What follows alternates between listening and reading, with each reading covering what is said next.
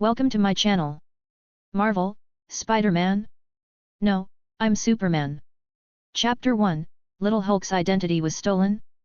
New York, on a country road leading to a frontier town. A vintage Chevrolet car is driving slowly. Waves of melodious country music drifted out from the half-open car window, filling the country road as the vehicle passed. I saw a middle-aged couple sitting in the front seat of the car. The man was driving leisurely, with his fingers on the steering wheel, and he couldn't help but beat the rhythm slowly to the beautiful music coming from the car radio. The woman in the passenger seat was half leaning back in her seat, quietly admiring the scenery passing by outside the window. At this moment, everything looks very harmonious and quiet, just like a family on a picnic.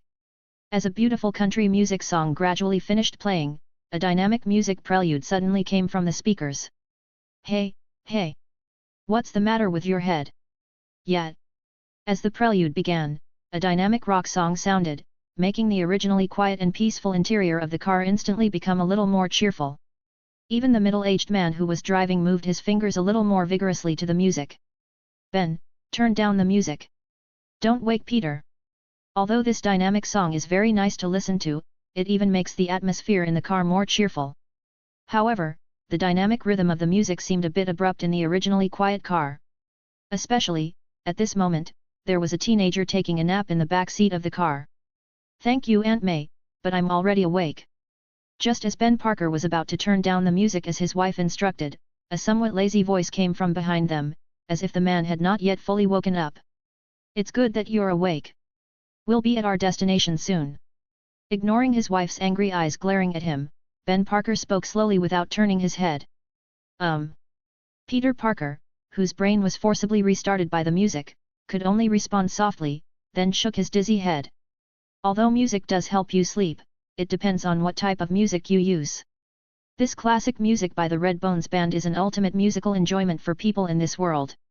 However, for him who came from another world, another unforgettable picture slowly emerged in his mind. Because of a series of movies in his previous life, he had a completely different impression of this music. Even though he was still asleep, when he heard the prelude of this music, a strange picture still emerged involuntarily in his mind. A certain idiot with a godly body, who was as tall as a mortal, and had a Walkman on his waist, was twisting his somewhat fat body to the sound of this dynamic music.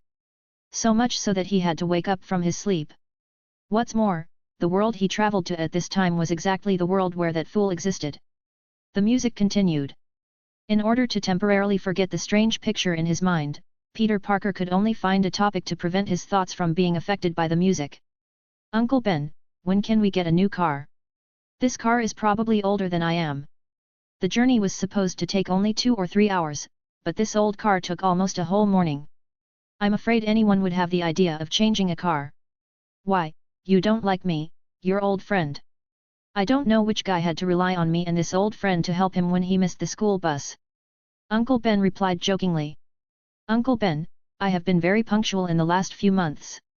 Peter said, what did this guy do before he traveled through time, and what does it have to do with who he is now? Yes, you have become more punctual in recent months, but you have also gotten into more trouble. He even dared to steal things from Oscorp, and was caught red-handed. If you were not a minor, and because of your parents, you would probably still be detained in the New York Police Department. Ben Parker became very angry when he thought of this incident, and even at this moment, his face was still extremely serious. Uncle Ben, I'm sorry to have worried you, but I did that for a reason. Looking at Uncle Ben's livid face through the rearview mirror, Parker could only explain softly. After all, he had just traveled to this world and became Peter Parker, so he naturally couldn't resist the temptation of becoming Spider-Man. It should be easy to understand why some people would do something extraordinary for this purpose. Why? Are you going to investigate your parents? It is obvious that the two have different understandings of the reasons Peter gave. That's enough, Ben, we're not here to quarrel today. When Ben was about to continue speaking, Aunt May finally spoke up and interrupted the unpleasant conversation between the two. I'm sorry, Peter, I shouldn't have said that to you. Ben, who was interrupted by Aunt May, also realized that what he had just said might cause some harm to Peter. But what happened to your parents cannot be undone. You can't give up your future because of them. You still have unlimited possibilities. I understand, Uncle Ben, Aunt May, you don't have to worry about me. Peter's tone seemed quite calm at this point. This child. Seeing Peter so unusually calm, Mr. and Mrs. Parker in the front row looked at each other, with a hint of worry in their eyes. Come and get your love. The music continued, and gradually, the car fell into a quiet atmosphere again. Peter's thoughts gradually returned to the time when he broke into Oscorp alone a few days ago. He was so eager to gain power that he could not wait to follow the normal trajectory of destiny. During a visit to the Osborn Biological Laboratory, he was bitten by the destined spider and became Spider-Man. After some preparation, he sneaked into Oscorp and safely entered the laboratory where genetically modified spiders existed. Even though the alarm was triggered upon entering, he still managed to have a genetically modified spider bite him on the arm before security arrived. Therefore, even though he was finally caught by security personnel and sent to the police station, it still indicated that his goal had been achieved. However, after being taken home from the police station by Uncle Ben and several days had passed, he still hadn't awakened the ability of Spider-Man. Maybe the spider that bit me was the wrong one. Next time, I will make sure every spider bites me once. Peter, who failed to successfully awaken the abilities of Spider-Man, could only blame the failure on the spider that bit him. And prepare to infiltrate Oscorp once again. At the same time, the cheerful music in the car suddenly stopped. Then the radio announcer's voice came over the radio. Breaking news, a car accident occurred on the Queens Bridge in New York this morning. A family car was rear-ended by a truck and rushed off the bridge. Fortunately, when the car was about to fall, a mysterious man wearing a tights and a mask appeared, wrapped the car with a special spider silk, and pulled it back to the bridge. Fortunately, only a few people were injured and no one died. According to the on-site police representative, Officer George Stacy, there was no human factor in the accident. Please stay tuned for further reports. The news interruption ended, but at this moment, Peter had only one thought in his mind. My identity as Little Hulk was stolen. Chapter 2, The Spaceship in the Basement. Oh my god, I hope they're okay. The sympathetic Parkers expressed their concern about the accident in the news broadcast and prayed that they could escape danger safely. However, at this moment, Peter Parker in the back seat of the car felt as if he had been hit hard on the head by someone. He didn't care at all about how many casualties this sudden accident caused. The only thing that kept echoing in his mind was these words, a mysterious man saved the crisis with spider silk. Peter had no idea that he was still planning how to acquire Spider-Man's abilities next time. But someone had already taken a step ahead and successfully awakened Spider-Man's extraordinary abilities. Even at this moment, he showed his powerful abilities and announced the birth of Spider-Man to the world. There is no doubt that after today, Spider-Man's name will sweep across New York City and even the world. And all this has nothing to do with him, Peter Parker. At this moment, Peter was like a rich second generation who was about to inherit billions of dollars, but at the most critical moment, he found out that he was not his biological son. Not only the billions of assets that were about to be inherited were burned to ashes. They were even kicked out of their homes and forced to beg on the streets. Such a huge gap is difficult for almost anyone to accept. This also led to the fact that even after the Parkers had driven to their destination, Peter still could not fully accept the bad news. Peter, we're here. Ben Parker didn't notice the strong sense of loss Peter felt at this moment.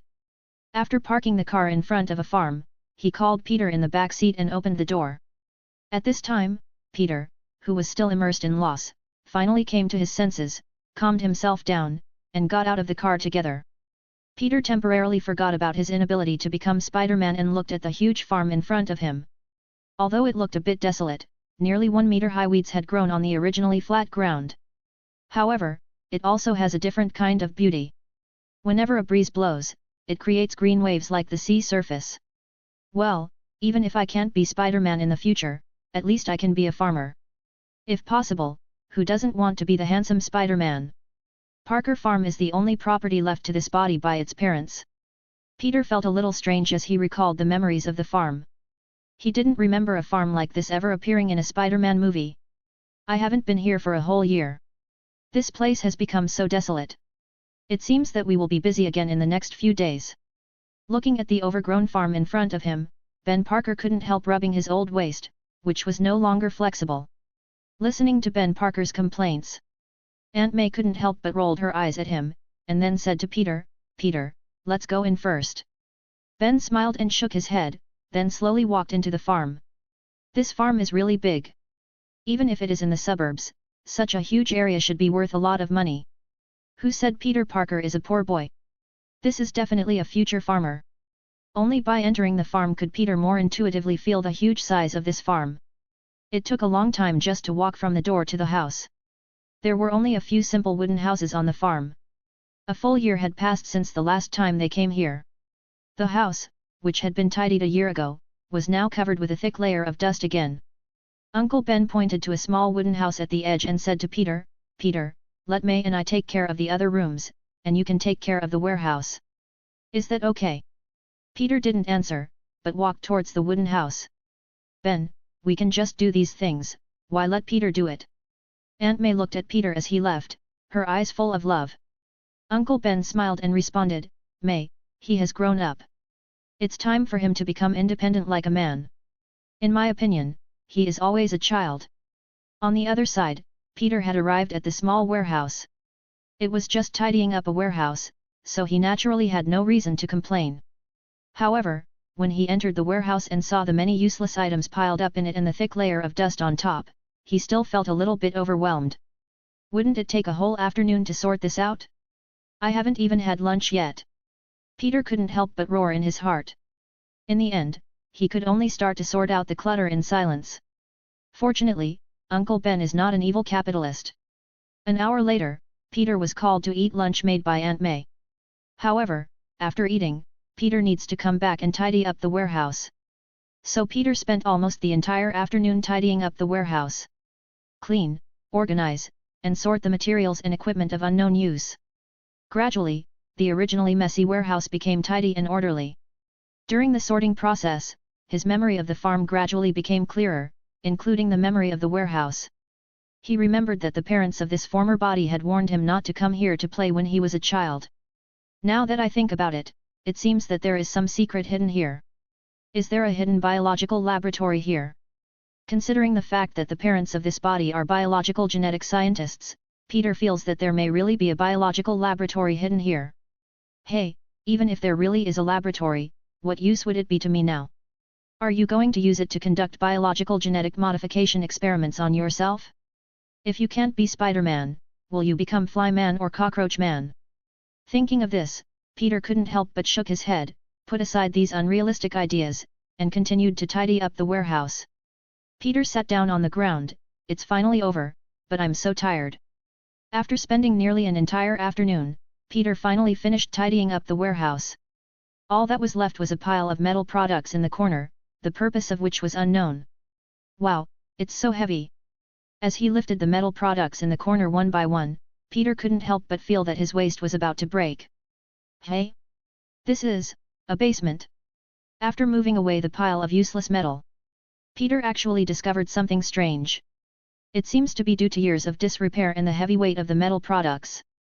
The wooden floor underneath was crushed, revealing a hole. Peter couldn't help but lie on the floor and look inside the cave. He seemed to be able to vaguely see a staircase leading to a deeper place, but it was pitch black there and he couldn't see anything clearly. It's really a mysterious basement. Could it be that it was left by my parents? At this moment, Peter couldn't help but feel curious. After all, the parents of this body were murdered because of their scientific research achievements. Never mind, let's go down and take a look. Peter didn't believe that this suddenly appearing basement could pose any danger to him. After all, this is not a tomb robbing operation, so there are not so many traps and dangers. Peter then found a flashlight and used a hammer to enlarge the hole to a size large enough for him to go down. Then he walked down carefully. Walking down the stairs, Peter soon touched solid ground. Then, relying on the light of the flashlight, he continued to slowly go deeper into it. What is that? A dinosaur egg. As Peter went deeper cautiously, he found that at the end of the basement, there was no laboratory, but an oval-shaped giant egg. However, when he got closer, he finally confirmed it. No, this is not an egg, it seems to be a spaceship. Chapter 3 Superman script loading. A farm, a basement, and an alien spaceship. All the familiar things combined together and instantly formed a figure in Peter's mind. The sky blue tights outline an incredibly perfect figure, and the S-shaped logo on the chest represents hope. Standing in the air, looking down on everything. The red cloak behind him fluttered in the wind. Like a god on earth, so powerful that one can't help but tremble. So, I won't just. At this moment, although it was just a guess in his heart, Peter still couldn't help but feel his heart beating faster. This feeling of tension was even stronger than the last time he sneaked into Osborne Industries and let a genetically mutated spider bite him. After all, this is Superman. Spider-Man's seemingly powerful strength is nothing in front of Superman. If Superman wants to crush Spider-Man, it's as easy as a human crushing a spider. If he could obtain Superman's power, even if it was not the various supernatural forms of Superman described in the comics, just a normalized Superman would be enough to give him extremely terrifying power. From now on, he no longer needs to worry about the various crises that abound in the Marvel Universe. The iron body is enough to withstand all attacks, and the heat vision is enough to destroy the bodies of all enemies. Even if some purple giant came to Earth with gloves to collect diamonds in the future, he could teach him with one hand how to be a good baby that everyone loves. No, calm down now. The thoughts in his mind made Peter's breathing become rapid and his heart beat faster. He took several deep breaths before he gradually calmed down. Then, he could no longer hold back his excitement and slowly approached the spaceship in front of him. However, although I was extremely eager to find out what was going on with this spaceship. But Peter did not completely give up his vigilance. While slowly approaching, he did not forget to feel for some gravel on the ground. Whoosh, clang. As the stone in Peter's hand flew through the air, it precisely hit the spaceship, a spaceship that big could be hit by a pig. Peter didn't care about his image at this time and just lay on the ground with his hands protecting his head. 1 second, 2 seconds, 3 seconds. After more than 10 seconds, when he saw that nothing had happened, Peter slowly raised his head. Then he tried a few more times with a few larger stones, and finally made sure that there should be no danger in getting close. Peter finally stood up from the ground and couldn't wait to go to the spaceship. With the help of the flashlight, Peter observed closely and was completely sure, this is indeed a spaceship. Although there was a thick layer of dust on the hull of the spacecraft. But whether from the appearance of the spacecraft or its material, Peter can be sure that this is not a product that can be manufactured with today's Earth technology, even though this is the Marvel world where black technology emerges in an endless stream. Looking at the technologically advanced spaceship in front of me, Peter could no longer bear the intense curiosity in his heart. He slowly stretched out his hand and touched the spaceship. The moment Peter's fingers touched the hull of the spacecraft. Hum! With a strong buzzing sound, the spacecraft, which was originally as hard as stone, suddenly came to life like a sleeping beast. A strong but not dazzling light burst out instantly. The thick dust that originally covered the spacecraft, together with the countless gravel on the surrounding ground, seemed to be floating without being affected by the Earth's gravity at this moment. Then, attracted by an inexplicable force, it gradually gathered around the spacecraft, surrounding the hull and slowly flowing in a peculiar way and rules. Anyone who sees such a wonderful sight would probably feel extremely surprised. However, at this moment, Peter, who was in the midst of all this, no longer had the mind to pay attention to all the strange phenomena happening around him. Because, the moment his hand touched the spacecraft, a special piece of information suddenly appeared in his mind. Change your life, life is infinite. Welcome to experience the infinite life modification system. Your life is up to you. Is this a necessary system for time travelers? As the system's prompt sounded in Peter's mind, Peter finally understood that he, like many other time travelers, had the system as his golden finger. Congratulations host, your life script has been modified successfully and the new script has been loaded. Hint, the new life script is automatically generated by the host's strongest inner desire. Life is like a movie, and death is the curtain call. How to write your new life script is up to you. As more information about the system took hold in Peter's mind, he finally understood. It turns out that everything that happened before was because the system was secretly helping him and gradually changing his life. System, open my panel. The information transmitted by the system had already detailed how to use the system, so Peter tried to give instructions in his mind. The next moment, a virtual image that only Peter himself could see suddenly appeared before his eyes. Name, Peter Parker. Life script, Superman, formerly Lizardman. Character template, normal Superman. Character abilities, absorbing star energy, awakened. Steel body, not activated, super strength, not activated, super speed, not activated, super brain, not activated, super hearing, not activated, super vision, not activated, biological stance, not activated, thermal vision, not activated, freezing breath, not activated. Character weakness, none, as requested by the host. Points, 0, points can be exchanged for character templates and props, etc. Points mall, not opened. The system is awesome. Looking at the long list of abilities behind Superman's ability, although they have not yet been activated, it is still shocking. What's more, Superman's most important ability, the ability to absorb stellar energy to enhance himself, has already been awakened. After absorbing enough sunlight, those abilities will be awakened one by one. The reason why Superman is so powerful is that he can absorb sunlight to continuously enhance his own strength. Even at this moment, Peter, who had obtained the Superman template, did not feel any physical changes from before. However, he knew very well in his heart that as long as he was exposed to the sunlight, his body would become stronger at a speed unimaginable for ordinary people. Until you activate all the abilities you should have. Maybe soon, I'll be able to experience the feeling of free flight myself. Everyone has a dream of flying, and soon, Peter will truly realize his dream of flying in the flesh and soaring into the clouds. Even, traveling across the universe in the flesh. But what should we do with this spaceship? However, looking at the spaceship created by the system to complete his modified life node, Peter didn't know what to do for a moment. Chapter 4, The First Day of Becoming Superman. In the end, Peter didn't move the spaceship after all. Although this spaceship was created by the system, it is no different from a real spaceship. By driving it, you can also break out of the Earth, travel through the starry sky, and travel the universe. However, given that his superhuman abilities have not yet fully awakened. Plus, Peter doesn't know how to fly a spaceship now. After all, the high school he attends doesn't have a major in spaceship flying. So Peter left the spaceship where it was. When I fully awaken my superhuman abilities, I will find you a comfortable home. After completely covering the hole in the basement with heavy objects, Peter muttered to himself at the ground. Then, he turned around and left the warehouse that completely changed other people's lives without looking back. Unfortunately, it's already evening before I know it. Looks like if I want to bask in the sun, I'll have to wait until tomorrow. Walking out of the warehouse, Peter found that the sun had set and it was already evening. So no matter how excited he was and how much he wanted to bask in the sun as soon as possible, absorb the sun's energy, and awaken his superhuman powers, he could only wait until tomorrow. Restraining his inner excitement, Peter returned to the wooden house where they were staying tonight. Peter, you're back just in time, come and have dinner. Coincidentally, when Peter returned to the cabin, Aunt May had already prepared dinner. Okay, thank you Aunt May. Apparently due to the change in his physical condition, Peter found himself really hungry.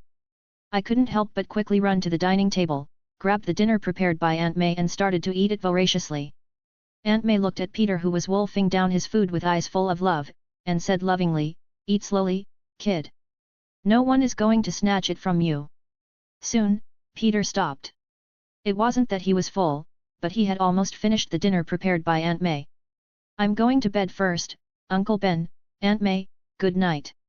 Although he still felt a little hungry, Peter did not show it. Instead, he said good night to the Parkers impatiently and rushed back to his room. This child seems a little strange today. Looking at Peter's back as he returned to the room so eagerly, Aunt May couldn't help but feel that Peter was a little strange today. Maybe he's tired from organizing the warehouse. That's normal. When I was his age. Ben was reading the newspaper as usual at this time. When he heard Aunt May's words, he spoke slowly without raising his head. "Stop looking and eat quickly." It seemed that Ben's nonchalant tone made Aunt May a little angry. She snatched the newspaper from Ben's hand and threw the only remaining plate of sandwiches in front of him. "I'll eat now. Let me finish reading the report first." At this time, Peter returned to the room and lay down on the bed, but he did not fall asleep immediately. Instead, he summoned his own system panel. What is the origin of this system? It can actually modify the reality of the world without anyone noticing. Because of the great surprise of gaining superhuman powers, Peter did not carefully explore the origin of the system. But after calming down, Peter suddenly realized how incredible everything the system did was. After all, modifying the reality of a world without leaving any trace is definitely not an easy task. What's more, the world he is in at this time is the Marvel Universe. There are countless powerful beings here that transcend the universe, and on Earth, there is a powerful being who knows the past and the future. Forget it. Everything I have comes from this system. What's the point in delving into its origins? If you have the time, you should study carefully how to use this system correctly. Soon, Peter gave up the idea of exploring the origin of the system and instead carefully studied what other functions this system had besides giving himself the superhuman template. Points can be exchanged for items in the points mall. So there is no doubt that the most important thing in the system is points. But how do I open this system mall and how do I get points? Based on his experience in some novels in his previous life, Peter easily understood that points are the most important existence in the system. With points, you can redeem more powerful things and abilities. For example, a more powerful Superman template seems to require enough points to redeem. After all, according to the description on the character panel, he only possessed the template of a normal Superman at this time, and his strongest performance seemed to be similar to that shown in the movie Man of Steel. It is unknown how long it will take for Superman's physique to evolve over time. After all, in the comics, Superman absorbed energy from the center of the sun for tens of thousands of years before he finally evolved into Golden Superman. There are two ways to obtain points. The first is to complete the tasks issued by the system, and the second is to change the life of the characters in the current world. The more famous the character, the more points you will get after rewriting his life trajectory. After successfully obtaining 1000 points, the points mall will open automatically. Perhaps sensing Peter's inner doubts, a piece of information once again emerged in his mind. It not only introduces how to obtain points, but also introduces the conditions for opening the points mall. Change the fate of famous people. So if we let that arrogant guy learn magic instead of developing armor, it should be considered a change in his fate. Thinking of this, Peter seemed to have understood what he should do in the future. Isn't it just changing the trajectory of other people's fate? I may not be able to protect the world with kindness like Superman, but like the people in my country, making the world more chaotic, isn't that easy? At this moment, Peter was already imagining how he could let the people of this world experience the shock from Homelander after his superhuman abilities were fully awakened. After all, who hasn't dreamed of having superhuman powers and being able to do whatever they want? I'm really looking forward to tomorrow. In the endless anticipation for tomorrow, Peter slowly fell asleep without knowing when. Dong dong dong. Peter, get up and have breakfast. After breakfast we still have to weed the farm. Early in the morning, when Peter was still drowsy, Uncle Ben's deep voice sounded from outside the door. I'll be right there, Uncle Ben. It turns out that even though he has become Superman, he still cannot escape the fate of cleaning up the farm with Uncle Ben. Hey, Peter, this piece is yours, and that piece is mine. Let's see who can clean it up faster. The huge farm now seemed like an endless grassland. When will this be cleaned up? Looking at a large field of weeds nearly 1 meter high, Peter's heart broke. Fortunately, the process of clearing weeds does not prevent me from basking in the sunday. At this moment, feel the sun in the sky emitting strong light and warmth. The superhuman blood in Peter's body has begun to stir. Chapter 5 Man of Steel Awakening. Da-da-da. Beep beep. Above the empty farm, there was only a loud roaring noise. The old-fashioned lawn-mower is like a wild horse running out of control under the intense combustion of diesel. The special smell of diesel mixed with aromatic hydrocarbons when it is fully burned is not only not pungent, but even gives people a special sense of pleasure. It's so comfortable. At this moment, Peter, pushing a lawn-mower, was walking on the empty farm. It's just like an old man with nothing to do, pushing a cart and strolling leisurely in the supermarket. Large patches of weeds are cut instantly by the sharp blades of the lawn-mower. If you look down from a high altitude, this scene may look even more relaxing than the carpet cleaning video on TikTok. With the sun shining brightly above his head, Peter didn't feel the slightest bit of fatigue at all. Even as time passed, the sun became hotter and hotter. He seemed to feel that something special was awakening inside him. Every cell in his body became extremely active under the sunlight. Just like a plant undergoing photosynthesis, it absorbs sunlight and then releases enormous amounts of energy. Such a comfortable feeling made Peter forget any fatigue. He even half closed his eyes, enjoying the intense feeling of pleasure in his body.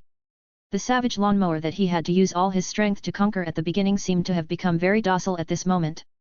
Gradually, he no longer needed to use both hands to control it. He could easily control it with just one hand lightly placed on the handle. This pleasant process finally ended when the sun completely set. Drink, is this what it feels like to be full of power? Peter clenched his fists tightly and felt full of strength at this moment. At night, Peter lay in bed with nothing to do. Although he was exhausted after a whole day's work, he didn't look tired at all at this moment. Open my panel. Peter had a feeling that his body seemed to have undergone tremendous changes after just one day of sunlight. Name, Peter Parker. Life script, Superman, formerly Lizardman. Character template, normal Superman. Character abilities, absorbing star energy, awakened, Man of Steel, awakened, super strength, not activated, super speed, not activated. Character weaknesses, none. Points, 0. Points can be exchanged for character templates and props, etc. Points mall, not opened. Taking a quick look at his character panel, Peter almost immediately saw the word awakened behind the Man of Steel. Sure enough, the Iron Man in the ability column is already in the awakening state. After just one day of exposure to sunlight, the power of the Iron Man was awakened. Although this is still far inferior to the Kryptonian warrior's aid, who awakened his abilities just one day after arriving on Earth. But he is much stronger than Superman, who took more than 10 years to fully awaken. Maybe it's because of my age now. Peter felt that perhaps the speed of awakening of abilities was closely related to age. Moreover, this iron body seems to be more like a passive growth skill, and should be the easiest to awaken. Anyone who has played the game knows that passive skills are the easiest to acquire, but also the most difficult to develop. However, when it grows to a certain extent, it becomes the most powerful. Well, we'll continue tomorrow and hurry up to awaken other abilities. The passive body of steel, after a day of exposure to sunlight, can only make Peter slightly stronger than ordinary people. Don't say it can withstand a direct attack from a nuclear bomb as shown in the movies. I'm afraid even a powerful bullet could take his life. Grow up slowly, don't waste time. Peter is looking forward to the moment when other more powerful abilities awaken. Congratulations to the host for successfully awakening his ability for the first time. The task has been released. Just as Peter was preparing to develop himself and had been focusing his main energy on basking in the sun to awaken other abilities in the recent period, the voice of the system suddenly sounded in his mind.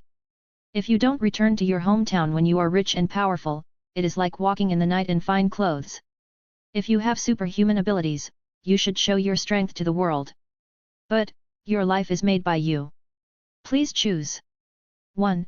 Show the world that you are a kind and friendly Superman by solving a crime in progress and shouting "I am Superman" at the scene.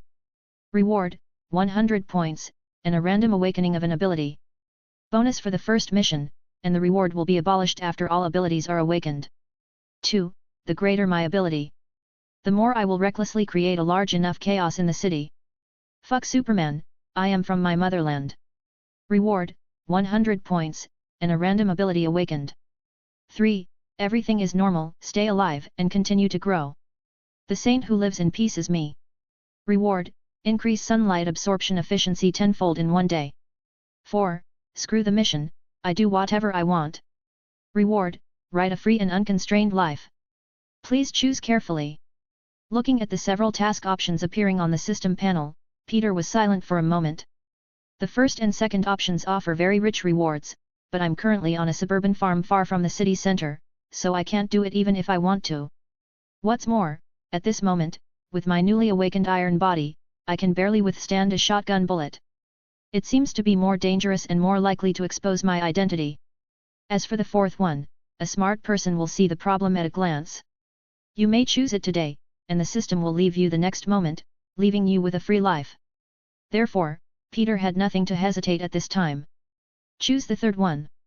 Congratulations to the host, you have completed the mission and received the reward. The efficiency of absorbing sunlight increases tenfold within one day, and it opens on time at midnight. Note, if you violate the mission requirements and expose your abilities in front of others during the reward collection period, the reward will be stopped immediately. The efficiency of absorbing sunlight is 10 times higher. It seems that my strength will increase significantly tomorrow. In just one day, Peter's body had become strong enough to almost withstand ordinary bullets. And tomorrow will be 10 times more efficient, just like a certain battery advertisement slogan, one day is equivalent to 10 days. Peter can no longer imagine how powerful he will become by then. It's a bit of a shame that the reward time cannot be paused or accumulated. The sun can only be seen during the day, and the reward has been cut in half. If it's cloudy and rainy tomorrow, it will be even more miserable. I hope tomorrow will be a nice day. With anticipation for tomorrow, Peter fell asleep unknowingly. While in his sleep, his body was undergoing drastic changes at a speed visible to the naked eye. The originally thin body seemed to have undergone a drastic change at this moment. His height, which was not too short to begin with, increased by several centimeters overnight. His body has changed even more. He used to have almost no formed muscles, but now he has 8 complete abdominal muscles. The muscles in his arms are as hard as steel. His sturdy pectoral muscles are almost comparable to those of a certain athlete in the world who can fight anyone on equal terms. However, such a huge change happened overnight that Peter felt a little troubled when he woke up in the morning. It seems a little difficult to hide such a big change. Chapter 6, Superman and Spider-Man appear. It is still the country road leading to the suburbs. It was the same vintage Chevrolet car, with a family of 3 inside. What was different from before was that this time they were returning from the farm to their home in Queens, New York. At this moment, Peter's mood was completely different from before he came. "'Cause it's hard for me to lose. In my life I've found only time will tell." With his right hand resting on the car window, his fingers gently tapped the rhythm to the soothing music. The sunlight shone through the car window onto Peter's face, making him look as if he was painted with a touch of gold powder. Looking at the scenery passing by outside the window, Peter's mood was constantly changing. Gradually, he narrowed his eyes, enjoying the tranquility of the moment. This time, Peter did not complain that the old car was driving too slowly. As long as there is sunshine, it is like heaven for Peter at this moment. However, every journey eventually comes to an end. I don't know how long it took, maybe a few hours. When Peter opened his eyes again, the scene outside the car had changed dramatically. Tall buildings gradually appeared in front of us. The number of pedestrians and vehicles that were originally almost impossible to see gradually increased. The sounds of pedestrians talking and vehicles honking merged together. The noise converged into a cacophony of sound, which reminded Peter of the unforgettable experience of the previous day. New York City, the most famous city in the Marvel Universe. Feeling the extremely prosperous city today, Peter couldn't help but sigh in his heart. Soon, this will become the most dangerous city in the Marvel Universe, and the wormhole that appears above the city will bring countless Chitauri armies. Fortunately, the Playboy has not been kidnapped yet. There is still enough time for me to continue to become stronger before the crisis comes. What's more, even if a crisis strikes immediately, I now possess strength far beyond Captain Wavukai, which is more than enough to protect myself and my family. Peter, who has already awakened some of his superhuman abilities, is not worried about the impending crisis. Nourishes. Just when Peter was distracted, the sound of tires rubbing against the ground suddenly came clearly into his ears. Fortunately, it wasn't a car accident. Peter, realizing that it was not a car accident, gave up the idea of exposing his ability to protect Uncle Ben and Aunt May. Instead, he pretended to be driven forward by the inertia of the sudden brake, and then asked in a panic, "Uncle Ben, what's wrong?" "Sorry, Peter, I didn't expect a group of pedestrians to suddenly rush out in front of me." Uncle Ben didn't expect that he would suddenly encounter a group of people who were demonstrating while driving well. Peter still hadn't figured out what was going on with these marchers. A guy wearing a Spider-Man mask and whose appearance could not be seen clearly suddenly jumped to his car window and said, "Hey, man." Then he invited Peter in the car in a familiar manner, "You seem to be in middle school like me. Do you want to come with us to cheer for Spider-Man?" "I won't go. Sorry." Resisting the urge to knock the guy down with a punch, Peter politely declined. "Well, here you go. I hope you'll have the opportunity to become a member of our Spider-Man fans support group." Seeing Peter's refusal, the guy didn't continue to pester him, but threw something at Peter through the car window. Then they continued to wear the mask, chanted "Spider-Man is the messenger of justice," and invited passers-by around them to join them. "It seems that we have missed something great." Uncle Ben couldn't help but sigh as he drove carefully through the parade crowd. "Yes, I missed something interesting." Looking at the red Spider-Man mask in his hand, Peter showed a smile. Peter, lying in bed at night, once again received the task after the system refresh. 1. Show the world that you are a kind and friendly Superman. Solve a crime in progress and shout "I am Superman" at the scene. Reward, 100 points, and a random ability awakened. 2. The greater my ability, the more I will recklessly spend my time. 3. The mission options are almost the same as before. It seems that if I keep choosing the third one, these tasks will not refresh automatically. After staying on the farm for a full week, Peter also took on his third task in nearly a week. Open my panel. Name, Peter Parker. Life script, Superman. Character template, normal Superman. Character abilities, absorbing star energy, eternal, body of steel, awakened, supervision, awakened, super hearing, awakened, super strength, not activated, super speed, not activated. Character weaknesses, none. Points, 0. Points mall, not opened. With 10 times the efficiency of absorbing sunlight, Peter successfully awakened 2 superhuman abilities in just a few days. And his iron body, which was the first to awaken, has also passed the stage of just awakening. Although his body still couldn't withstand a nuclear bomb at this point, it was no problem for him to withstand an RPG and a grenade. And their speed and physical endurance are far beyond that of ordinary people. However, the flying ability that he most wanted to awaken, that is, the biological stance, has not yet awakened. This is not bad. It's much faster than Superman in the movie. Peter was already very content. He still remembered that in the previous American TV series Superman, the strongest Superman did not finally awaken the ability to fly until the last season. Now that I have enough strength, it's time to change my mission. In fact, Peter was already impatient to try other tasks. But, 1 and 2, which one should I choose? However, Peter was a little conflicted at this time. Whatever, just choose it. Finally, Peter stopped hesitating and decided on the second option. The reason why he chose the second option was because he felt that if he chose the first option, the subsequent tasks might develop along the Superman route. Although he is a Superman, he does not have the kindness of a real Superman. I don't like being someone else's babysitter. However, it's definitely not okay to go out so blatantly, otherwise my house will probably be surrounded by people the next day. Since he was out to cause trouble, Peter naturally had to hide his identity. Just when he was thinking about how to hide his identity, he suddenly saw something that he had thrown on the table when he came back. Well, it's decided to be you. He grabbed the Spider-Man mask on the desk and found the Spider-Man suit that he had almost forgotten from the closet. Then he took out 2 small devices he had made after the time travel from under the bed and placed them on his left and right wrists respectively. Well, other than the clothes being a little tight, it looks pretty good. Peter felt very satisfied after admiring his handsome appearance in the mirror.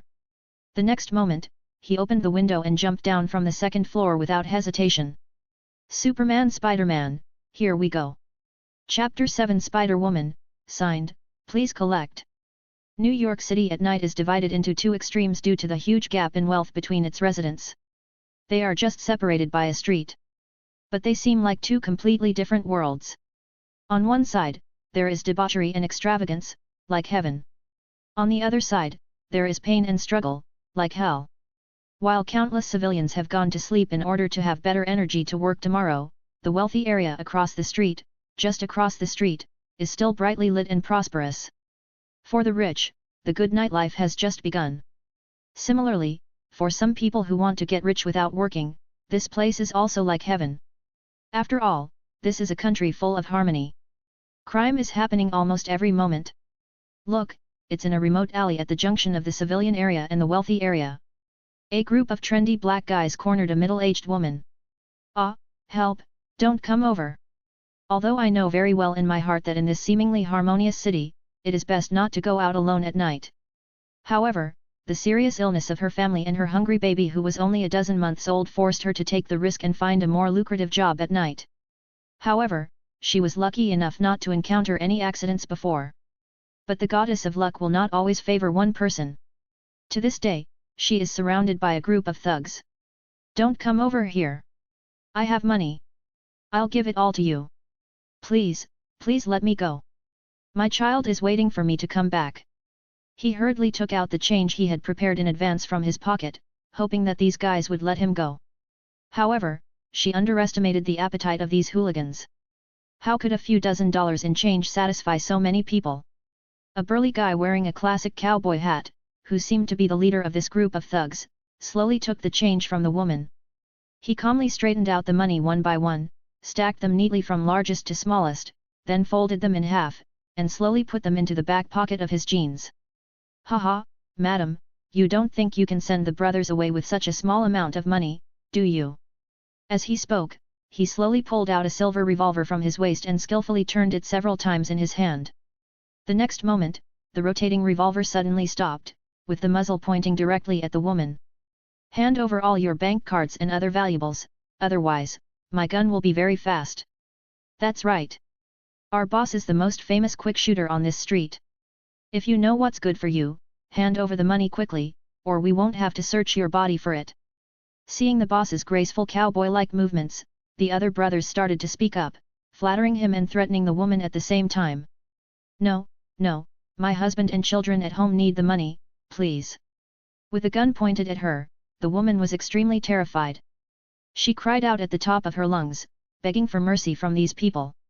However, the Western cowboy who pointed a gun at her did not put down his gun. Instead, he slowly opened his mouth and counted word by word, 3. Nourishes. Unfortunately, before he had the chance to count a second time, a silver-white spider silk suddenly shot out from the darkness and accurately hit the wrist holding the revolver. Who is it? The gang leader, who looked like a Western cowboy, was shocked and no longer had his former elegance. However, what answered him was a huge force coming along the spider silk stuck to his arm. The enormous force even lifted him up. His sturdy body seemed to be weightless, and the revolver in his hand fell to the ground because he couldn't hold it firmly.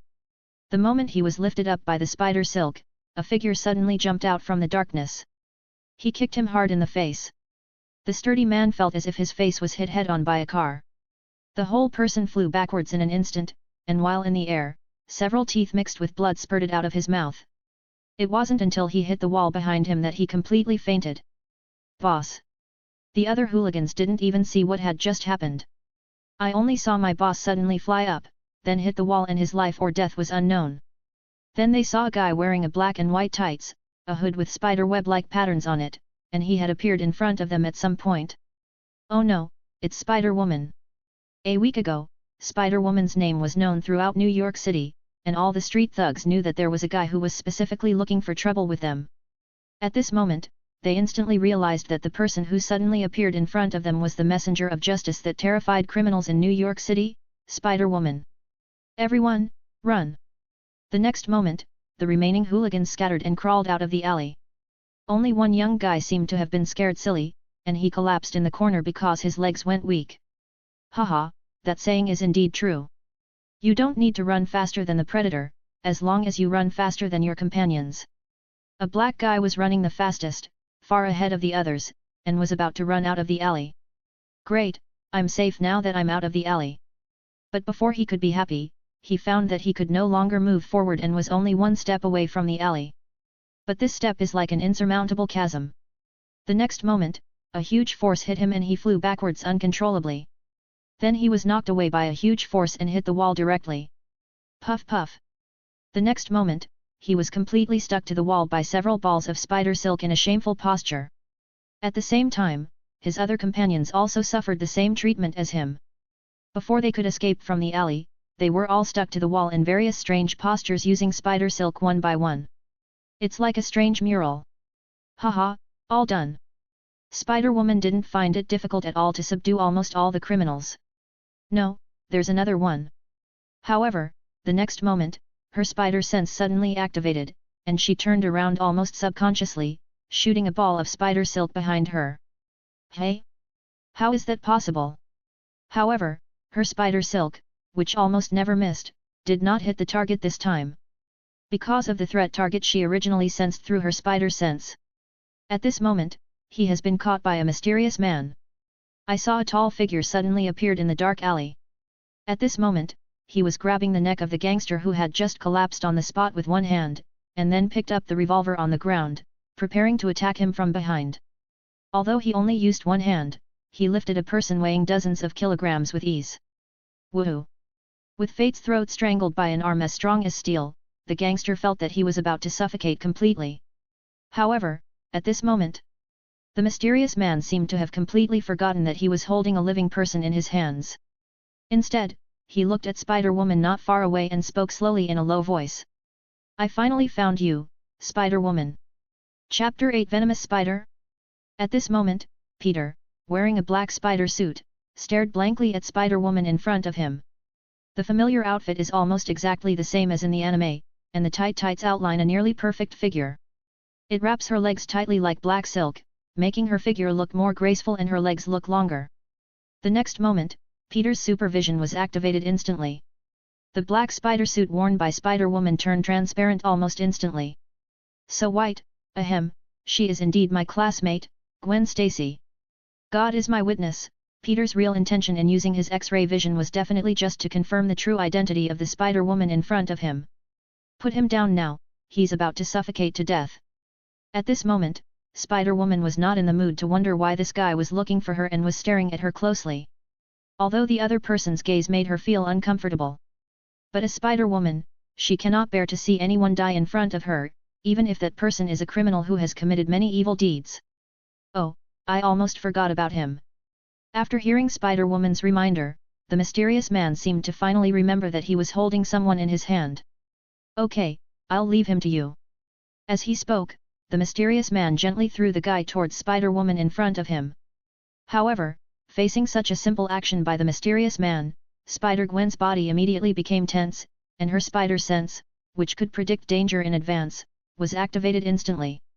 Because the guy who was gently thrown over by the mysterious man now rushed towards Gwen like a cannonball just fired. The extremely fast speed plus the huge impact it carried activated her spider sense almost instantly. Gwen almost subconsciously moved to the side and narrowly avoided the human-shaped cannonball before it hit her. Did this guy do this on purpose? Gwen was extremely angry after narrowly avoiding the attack of the humanoid cannonball. However, at this moment she could not immediately go to settle the score with the mysterious man. Although she managed to dodge the attack, the guy who was used as a human-shaped cannonball to attack her had already flown straight out of the alley at an extremely fast speed. If no one rescues him, this guy will definitely not survive this speed and impact. Spider-Gwen, who couldn't bear to see anyone die in front of her, turned around and shot out a spider silk without any hesitation. Great, I caught it. Her spider silk accurately hit the unlucky guy who was thrown away. However, before Gwen could feel happy about it, she suddenly felt an extremely powerful force coming from the spider silk. Hiss, it's so heavy. The powerful force seemed to take Gwen away with it. And Gwen seemed unwilling to admit defeat, and directly grabbed the spider silk with both hands. Damn it, stop it. This was the first time that Gwen used all her strength after gaining supernatural powers. The force of more than 10 tons is enough to blow up the body of any ordinary person with one punch. But at this moment, he could only barely hold back a person that the guy had casually thrown out.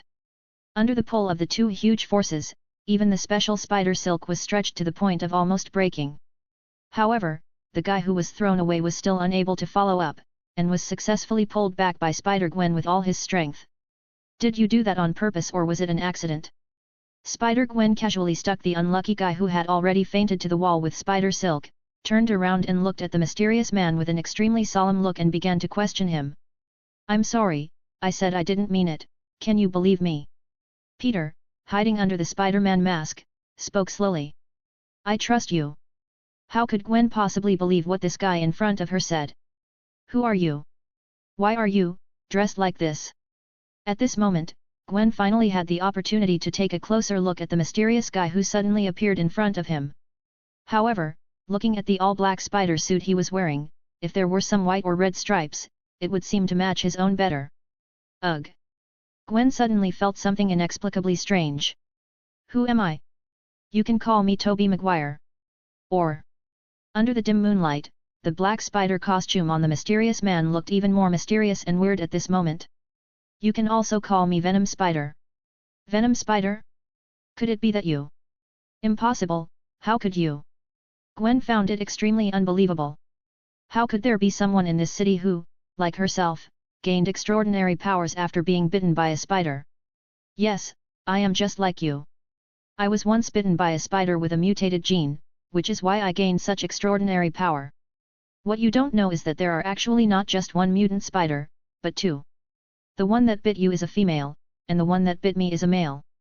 Peter, wearing the venom vest, began to talk nonsense with Spider-Gwen. How can this be? Spider-Gwen felt that this information was too ridiculous. But the next moment, she seemed to suddenly remember something, and asked cautiously with some uncertainty, then what about the relationship between us? Yes, the relationship between us is, our old enemy. Peter's voice suddenly turned cold. What? The next moment, to Gwen's astonished expression, Peter suddenly raised his arm, and a spider silk instantly shot out from his wrist, aiming directly at Gwen in front of him. Under Peter's sudden attack, Gwen's spider sense was instantly activated, and she successfully avoided the spider silk shot by Peter in an extremely thrilling posture. Then, without any hesitation, she stretched out her hand and shot a spider silk towards the tall building next to her. Then his body instantly took off, grabbed the spider silk with one hand, and fell on a tall building, looking down at Peter below. Tobey Maguire, right? I don't know where your abilities come from, but it's definitely not what you say. At this moment, Spider-Gwen seemed to have suddenly regained her composure and analyzed slowly. You probably didn't pay close attention in biology class, or you would have known that female spiders are stronger than male spiders. And sometimes they feed on male spiders. After Gwen finished speaking, she didn't give Peter any chance to refute and jumped down from the tall building. The graceful and slender body kept spinning in the sky, like a flexible female diver, performing a difficult move in the air. A 360-degree aerial turn of 7.5 weeks. At the same time, two spider silks shot out from the wrists towards Peter below, but Peter dodged them easily. But the spider silk that was dodged stuck directly to the ground. Gwen in the air also used the force of the spider silk to adjust her posture and kicked Peter hard with her foot. For a superhuman like herself who possesses powerful strength, Gwen gives it her all without hesitation. Jade. Peter, who still maintained his supervision at this moment, saw a different scene in front of him, as if he did not feel any danger at all. It was not until Gwen's foot was about to kick him in the face that he finally raised his arm slowly. Boom! With a dull thud, Peter's body did not move at all, but his feet left two deep footprints on the ground. Gwen, on the other hand, was blown far away by the powerful recoil force, rolled several times in the air, and fell to the ground. Although the posture was not particularly embarrassing, Gwen couldn't help but feel a sinking feeling in her heart. This guy called Venom has great power. Chapter 9, The No Bus Parked on the 8th Floor, Please Collect and Read. Gwen didn't have time to continue to marvel at why this guy named Venom possessed such terrible power. The spider sense in her body was instantly activated again.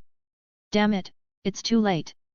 But the opponent's speed was too fast, even Gwen, who had spider sense, could not avoid his attack in advance. He only had time to rely on instinct to cross his hands over his chest to relieve the opponent's force. Boom! The next moment, Gwen felt as if she had been hit directly by a train. Even someone as strong as Spider-Gwen was instantly blown away. Peter, who showed no mercy to women, suddenly burst out with terrifying power. After punching Gwen away, he couldn't help but imitate the classic villain's laughter, ha ha ha ha. Damn, who invented this unique villain laugh? It's so ugly. Unfortunately, Peter was disgusted the next moment and hurriedly put away his psychopathic smile. Boom! Then he suddenly exerted force with his legs, and his whole body instantly rushed after Gwen, who was knocked away like a cannonball. Hello, is this the police station? I want to call the police. Two Spider-Man were fighting. What? I didn't file a false police report, I saw it with my own eyes. As Peter disappeared into the alley, the woman who had just been robbed by the gangsters finally stood up from the ground tremblingly, took out her cell phone tremblingly, and called the police. She was so frightened just now that she didn't dare to make any sound. I was afraid that the guy with the most perverted laugh would notice me. Boom! On the street that separates the civilian and wealthy residential areas, a figure flew out from an alley at an extremely fast speed.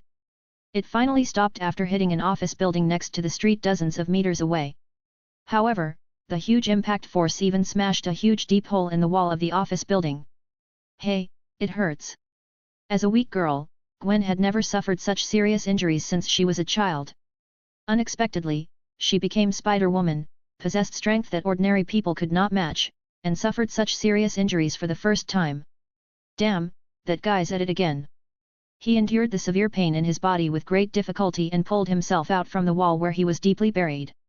However, before Gwen could recover, she saw a familiar figure rushing out of the alley again. And the target is directly aimed at myself at this moment. This time, Gwen was prepared and, with her flexible body, she rolled a few times on the wall in a somewhat awkward manner and successfully avoided the center of the opponent's attack. Boom! And the next moment, Peter's horrific attack instantly hit the place where she was before. Then a powerful roar like being hit by a missile suddenly erupted. Under the explosion of terrifying power, the entire office building shook violently as if it had suffered an earthquake. The wall in the center has collapsed, and the cracks are spreading rapidly in all directions like a spider web. At the same time, a huge invisible shock wave swept through, instantly shattering almost all the glass on the entire wall. Gwen, who was near the bombardment, was thrown dozens of meters away like a sack. Just as she was about to hit the street heavily, a spider silk suddenly shot out from Gwen's wrist, gradually stopping her falling. And with the force of the impact, the whole person swung away into the distance like a swing. Hehe, you're not the only one who can use spider silk. At this time, looking at Gwen who seemed to want to escape, Peter did not give up the pursuit, and a spider silk also shot out from the spider silk launcher in his hand. Then, like Gwen, he used the power of the spider silk to sway between the tall buildings in the city. Just after traveling into this world, Peter made some preparations in advance for becoming Spider-Man. This includes the spider suit on his body and the spider silk shooter. At this moment, although he is not the real Spider-Man, relying on his extraordinary physical strength and agility, he is almost indistinguishable from the real Spider-Man. Well, there's a little difference between me now and the real Spider-Man. However, the confident Peter was soon slapped in the face. After all, it was the first time for him to use the spider web shooter cosplay Spider-Man today. So it is understandable that spider silk is not very skillful in use. Well, Peter, who had chased for several streets and not only failed to catch up with Gwen, but the distance between them was even gradually increasing, comforted himself in this way. But don't forget that I am now playing a cruel villain, and the messengers of justice all have a common and fatal weakness. Seeing Gwen running further and further away, Peter prepared to show the awareness that a villain should have. The next moment, Peter gave up on swinging on the tall building with the spider silk.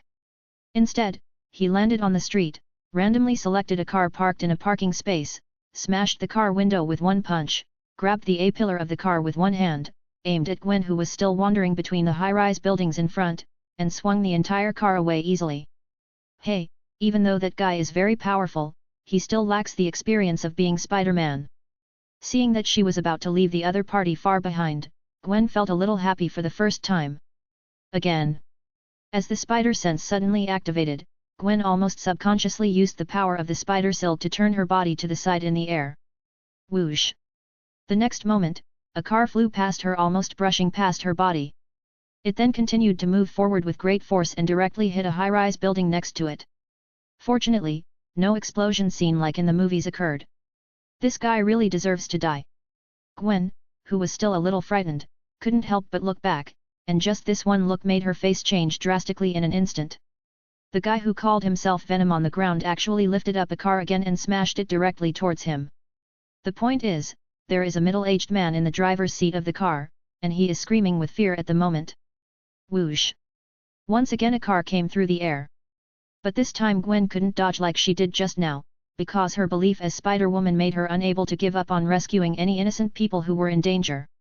First, she leaped up with the help of the spider silk, and her graceful body seemed to hang upside down between tall buildings, successfully avoiding the head-on impact of the car.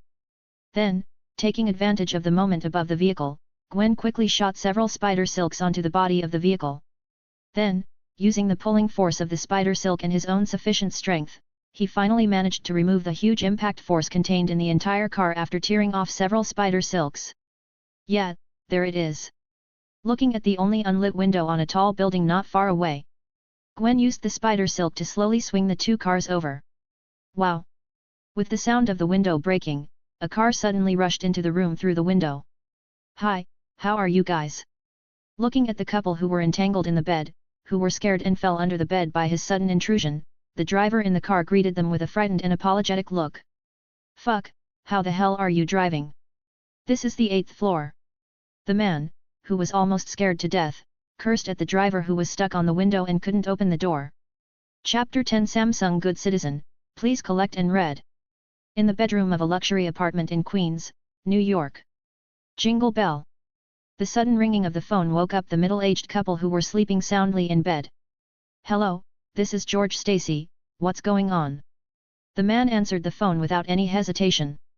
As the commissioner of the New York City Police Department, even though it was only a branch, he knew that no matter what time it was, he had to answer his phone.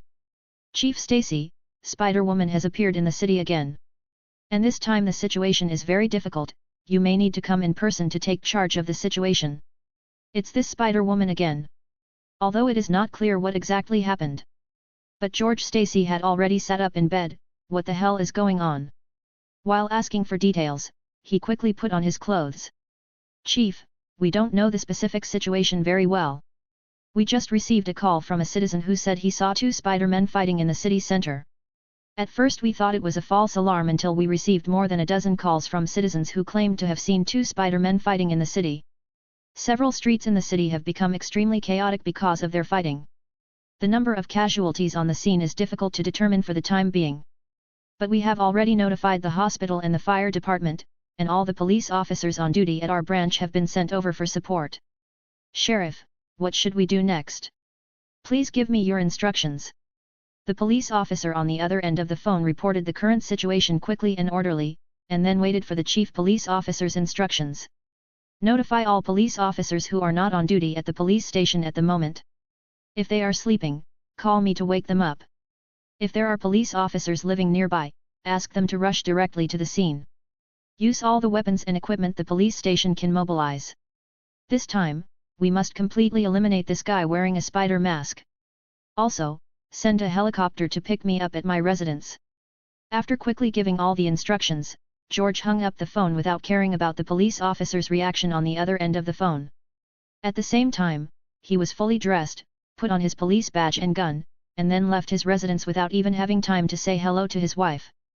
This time, I must personally take off your mask and let all the citizens of New York City see what kind of face is hidden under that terrifying spider mask. At the same time, the battle between the two Spider-Men finally completely awakened all the residents of the surrounding streets, making the originally quiet night as chaotic as day. How is this going? I don't know, what happened there? Countless onlookers who were on the periphery and didn't know what was going on walked out onto the street, wanting to get closer to see what was happening. However, the people who escaped from the battle scene wished they had two more legs so they could quickly escape from this dangerous scene. In the center of the chaos, police officers had already arrived and were quickly evacuating the surrounding people. With their power, they were unable to intervene in the fight between the two extraordinary people. Haven't you seen that there are almost no intact cars on that street now? They don't think that their mortal bodies can be harder than metal cars. After all, it's only a few $1,000s a month, there's no need to risk your life for it. Being able to help evacuate people at close range is a sign of their courage. At this moment, countless vehicles were used as weapons by Peter, who had transformed into a bomb maniac, and thrown at Gwen in the air. While Gwen was nimbly dodging attacks from unmanned vehicles, he also had to pay attention to rescuing vehicles with people in them. This made it impossible for Gwen to continue using her agility to escape. Gradually, she was about to be caught up by Peter behind her. Until she rescued another unlucky guy who had just experienced the roller coaster. Her spider sense suddenly sounded a warning. Oh shit! Gwen, who was always known for her gentleness and beauty, was so angry that she wanted to curse. Why does this damn guy keep chasing me? However, the curses in my heart could not solve the current dilemma. Because she had rescued countless innocent people before, a lot of her power had been consumed at this moment. At this moment, even the spider sense could sense the crisis in advance. However, some tired bodies are completely unable to react instantly and dodge. Nourishes. A familiar voice, and a sticky feeling at the back. Gwen was very aware of what she was going through at the moment. However, she had no time to break free from the spider silk entangled behind her. I felt a huge force coming from the spider silk. The next moment, she was pulled down from a height of several dozen meters.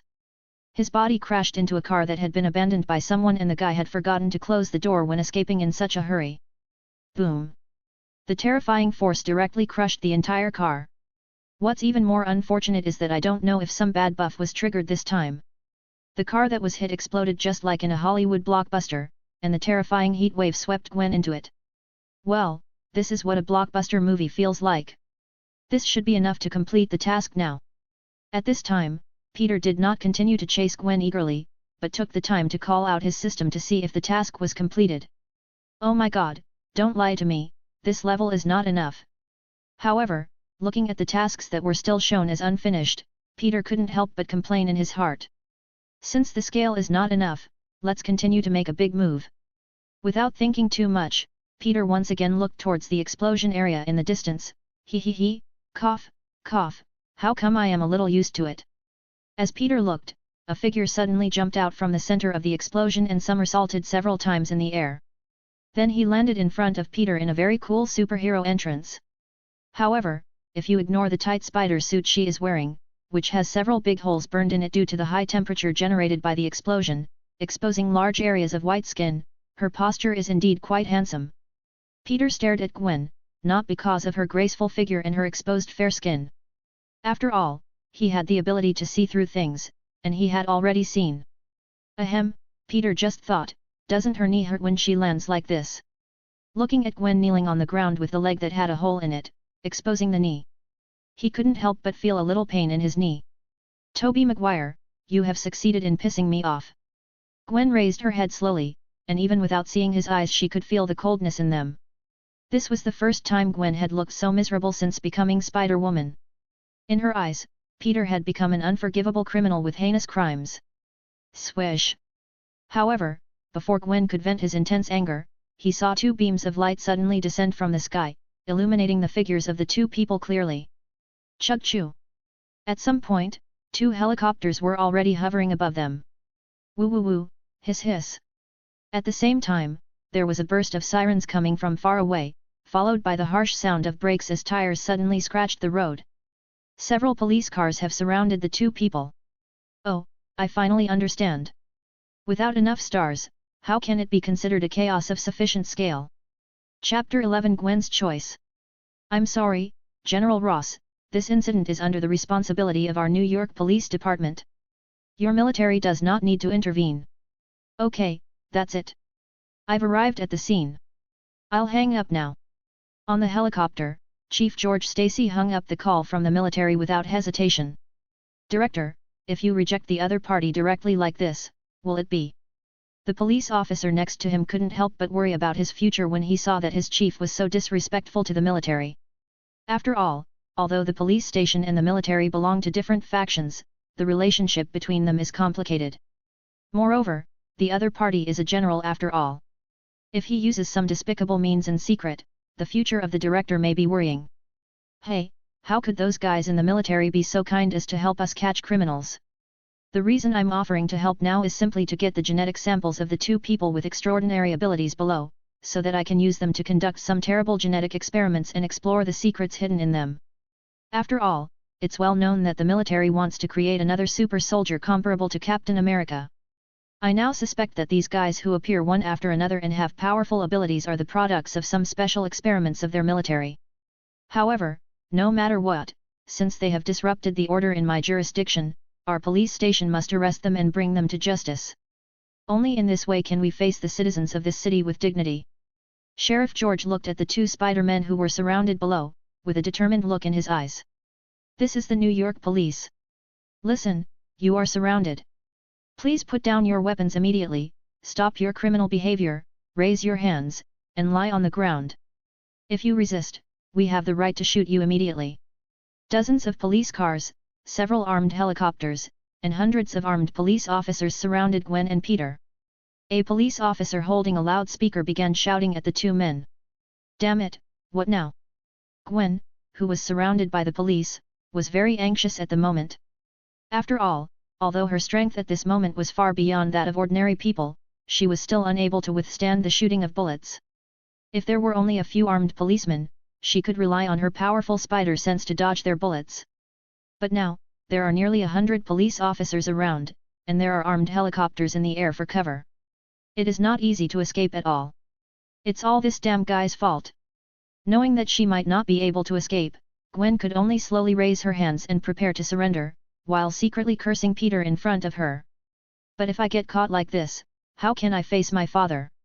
However, what she feared most at the moment was not being caught by the police, but how to face her father who was the director of the police station. After all, she had heard her father express his hatred for Spider-Woman, that is, herself, at the dinner table more than once. Officers, are you mistaken? I am not a criminal, but a famous good citizen of Los Santos. At this time, in addition to Gwen, Peter, who was surrounded, also pretended to slowly raise his hands, and slowly bent his legs, pretending to lie on the ground, while speaking to the police around him in an extremely relaxed tone. "Where is Los Santo?" "I don't know, maybe some remote town." The police around naturally didn't know where Los Santo was. "I repeat once again, to avoid unnecessary casualties, please raise your hands immediately, lie on the ground, and do not resist, otherwise we will shoot immediately." However, seeing that the two men seemed no longer prepared to resist, the police also dispatched several police officers to control them. Several police officers slowly approached the two men, but they were alert and did not put down their guns to prevent any accidents. "Hey, I'm sorry I forgot to tell you, my good citizens are 5-star. When the police officers were less than a few meters away from the two men, Peter, who was wearing a black spider costume, half crouching on the ground, his expression unclear, smiled again and spoke slowly. "Not good, all police officers, no warrant required, shoot immediately." However, Sheriff George, who was observing the situation on the scene in the helicopter, suddenly felt that something was wrong, and then spoke anxiously into the walkie-talkie in his hand without hesitation. At the same time, he shouted to the helicopter pilot, "Quick, increase the altitude of the helicopter." However, everything was still a step too slow. Boom! A loud noise like thunder suddenly exploded under Peter's feet. It was like an anti-tank mine buried under his feet. The enormous force directly blew away several police officers who were only a few meters away from him.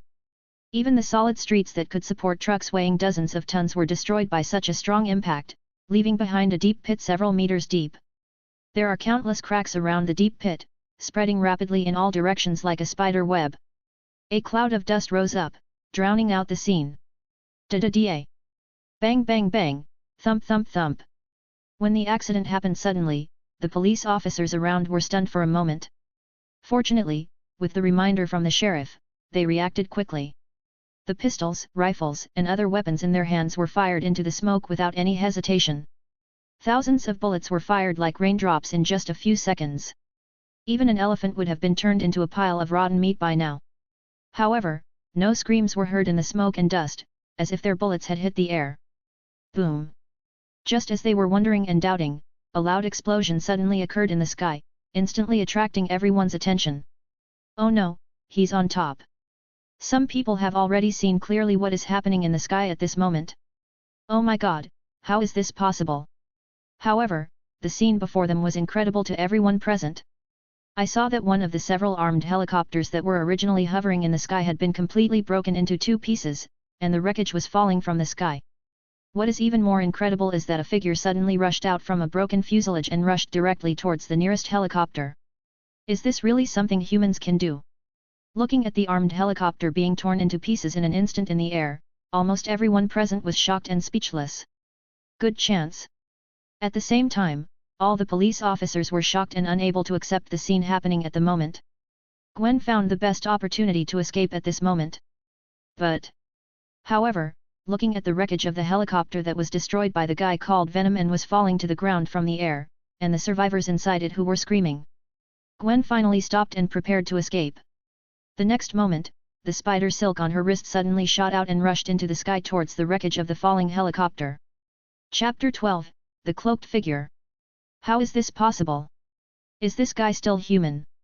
At this moment, not only the people on the ground were shocked by the scene happening in the sky, and the people on other helicopters felt the horror of this scene most directly. This guy is the devil. Anyone who saw a human being using his body to penetrate an armed helicopter in front of them and completely tear the entire plane apart would probably not be able to remain calm. If you can, well, he's coming for you now. No, he's coming towards us, descend quickly. At this moment, the pilot of another targeted helicopter saw with his own eyes that the devil that had destroyed a helicopter was now rushing towards him rapidly, and his heart was filled with fear. He almost frantically manipulated the plane to descend in an attempt to avoid the madman rushing towards him. Phew, it's so dangerous. The intense fear seemed to have stimulated his extraordinary flying ability. The plane descended in altitude and was extremely difficult to control. Fortunately, it avoided Peter who was rushing towards them. However, Peter, who was flying over it, suddenly shot out two spider silk threads towards the helicopter below. With the help of spider silk, Peter instantly changed his shortcoming of being unable to turn while jumping. The next moment, with the help of the spider silk, Peter kicked the helicopter hard. Dang dang dang! When a helicopter propeller rotates hundreds of times per minute encounters ordinary flesh, the impact force imparted by the extremely fast speed is enough to cut it directly in half. However, at this moment, when the helicopter propeller hit Peter's body, it was as if a metal rod was inserted into the plastic fan blade. Countless propeller blades became curled or even broken, and the helicopter's propeller was forcibly stopped by Peter at this moment. At this moment, the entire plane completely lost control and fell rapidly. Da-da-da! Just as Peter was standing on top of the helicopter, ready to clench his fist to completely destroy the helicopter. He didn't know when a helicopter had come behind him, and the 4-barrel 12.7mm machine guns on the helicopter spewed out fierce flames without hesitation. The bullets from the armed helicopter were powerful enough to tear apart an armored vehicle. When they hit Peter's body, all that was left was the crisp sound of metal colliding, besides dazzling sparks. Facing the machine gun attack, Peter did not dodge. His powerful steel body gave him a godlike body. The bullet hitting him was like a mosquito bite. Humph! With a sneer in his heart, Peter directly broke off a relatively intact propeller blade of the helicopter under his feet.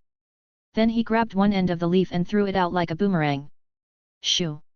The powerful force gives the blades amazing power and speed. Sheriff, get out of the way! Sitting on the helicopter were Sheriff George and one of his officers. When Peter broke the blades, the helicopter pilot felt something was wrong and turned the plane in advance to avoid the attack of the rotating blades. However, he still failed to completely avoid it. The rapidly rotating blades finally turned into sharp blades. The rapidly flying propeller blades hit the tail wing of the fuselage, completely cutting off the cockpit and cockpit from the fuselage behind. A complete helicopter, including the propeller, was cut off in an instant. Fortunately, the cabin where their personnel were located was not attacked and all the people inside were safe and sound. Unfortunately, without the propeller and tail wing, the plane had no power and could only watch it slowly fall downwards. Congratulations to the host! The mission has been completed, and the rewards are being distributed. Is this, the mission is finally completed? Just as he was about to destroy several other helicopters, Peter suddenly heard the sound of mission completion. Almost at the moment when the mission was completed, he felt an extremely special feeling coming from his body. Is this the reward for randomly awakening an ability after completing the mission? The abnormal feeling in his body not only did not make Peter feel worried, but made him extremely excited. Each of Superman's abilities is extremely powerful, and no matter which of them is awakened as a reward, it will be a sure win for him. However, now that the mission has been completed, it's time to leave.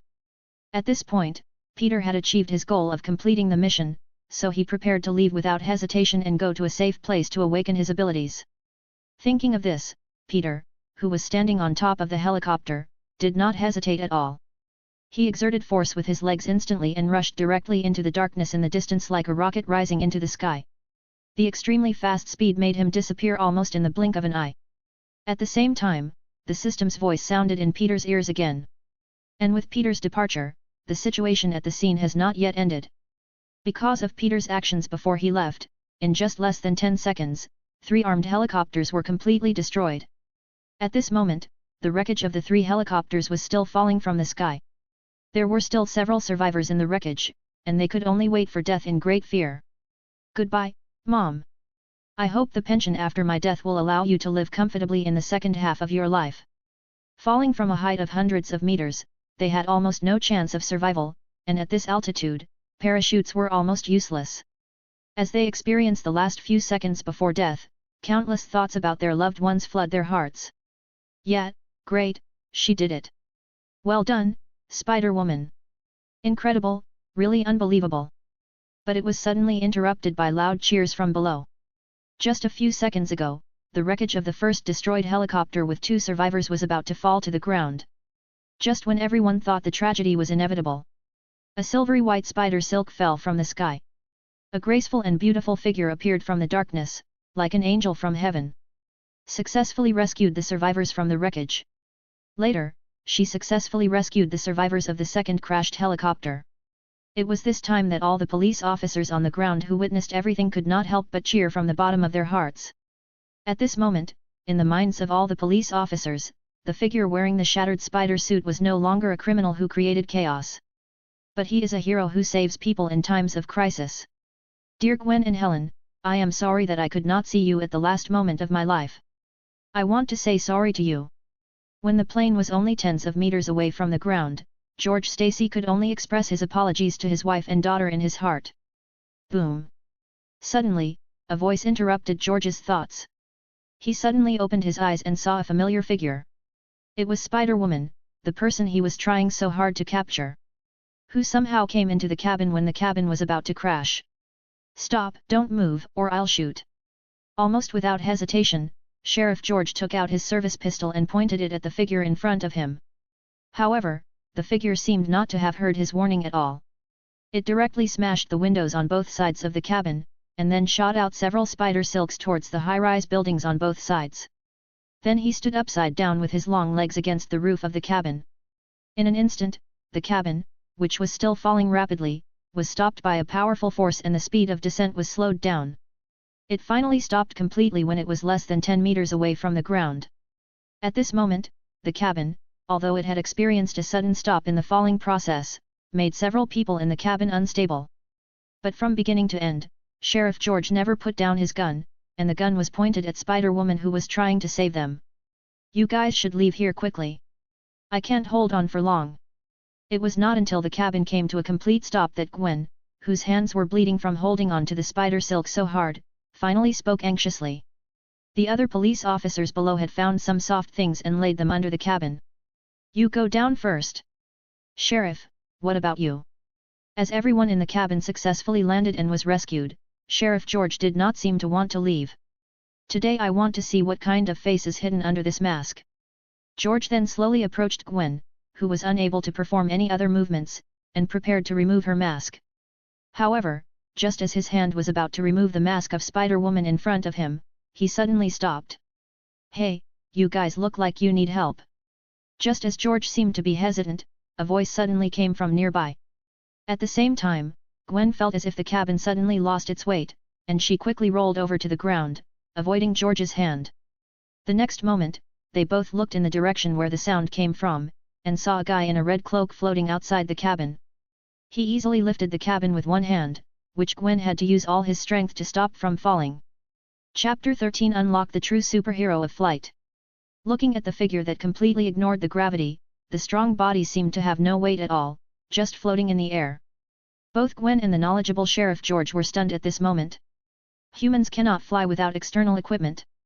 This is common sense that even a 3-year-old child knows.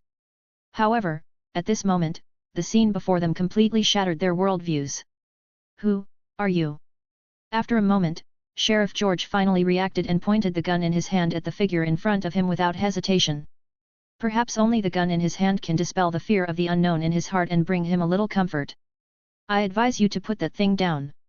I'm not used to being pointed at with it. Besides, that thing of yours poses no threat to me. There was a hint of coldness in Peter's voice as he slowly descended to the ground while carrying the nearly 10-ton cabin with one hand. Perhaps sensing the coldness in the mysterious man's tone, Sheriff George actually put down his gun obediently this time and said sincerely, "Okay, I apologize to you." Is this still the stubborn father who would rather get hurt than reveal his mask? Looking at her father's actions at this moment, Gwen next to her felt extremely unfair. If George knew what she was thinking at this moment, he could only say to her, "Although I am stubborn, I am not stupid. Can you think of such a being that can be threatened with a broken pistol?" Bang! At this moment, Peter was close to the ground and casually placed the cabin in his hand on the ground. But the next moment, all the police officers who had been waiting on the ground quickly surrounded them. Some people looked extremely incredulous. Some people looked at his face covered by the bioforce field and were full of curiosity about him. Some police officers pointed their guns at him with nervous expressions. "Put down your guns." George walked out of the cabin and ordered the surrounding police officers to put down their guns without hesitation. "This, sir." George raised his head 45 degrees, looked up at the figure floating in the air, and organized his words in his heart. Then he continued slowly, "Are you a mutant? A person with superpowers? Or an alien? Still? God?" In fact, George had a guess in his heart at this moment, but he didn't ask it directly. "What do you think?" Peter looked down at everyone below, including a figure who was looking for an opportunity to sneak away, and a low and majestic voice slowly resounded throughout the venue. The next moment, in the shocked gazes of everyone, his figure instantly soared into the sky, and hundreds of meters above the sky, an umbrella-shaped sonic boom cloud appeared around his body. Boom! 2 seconds later, the sound of a sonic boom reached everyone's ears, proving that what they saw was not an illusion. I know, he is Superman. The Superman in the comics. After a moment of silence, a cry of surprise suddenly broke the silence. The next moment, the crowd was in an uproar. Comics come true, is there anything more incredible than this? Sheriff, Spider-Woman is missing. Just when everyone was in disbelief, the police officer who was rescued by Gwen together with Sheriff George suddenly came over to report to George. I see. Sheriff George's eyes were still fixed on the figure that had long disappeared in the sky, and he spoke slowly without turning his head. Sheriff, we gained almost nothing from this operation, but suffered heavy losses, especially 3 helicopters that were destroyed. Luckily, thanks to Spider-Woman, no one was killed, and only a few police officers were injured. So, should we? The police officer then gave a brief introduction to the losses caused by the operation, but then became hesitant, as if he had something he wanted to say but didn't dare to. At the same time, other police officers who witnessed Spider-Woman saving all the survivors like a hero were looking at Sheriff George with some anticipation. In that case, the arrest warrant for Spider-Woman will be withdrawn. Yeah, the director is wise. In an instant, the police officers at the scene couldn't help but spontaneously applaud this decision, especially the survivors who had just been rescued by Spider-Woman. Okay, issue a new wanted order to search for the other guy who's causing havoc in the city. George slowly pressed his hands down, interrupting the excitement of the crowd, and then issued a new order. Also, everything that happened just now must be kept strictly confidential by all those present. At this moment, Sheriff George's face was full of seriousness. Okay, everyone, hurry up and clean up the scene and restore order here as soon as possible. After giving his final instructions, Sheriff George walked away. Sheriff, do you want us to send a helicopter to take you back to rest? Seeing the sheriff preparing to leave, a police officer kindly said.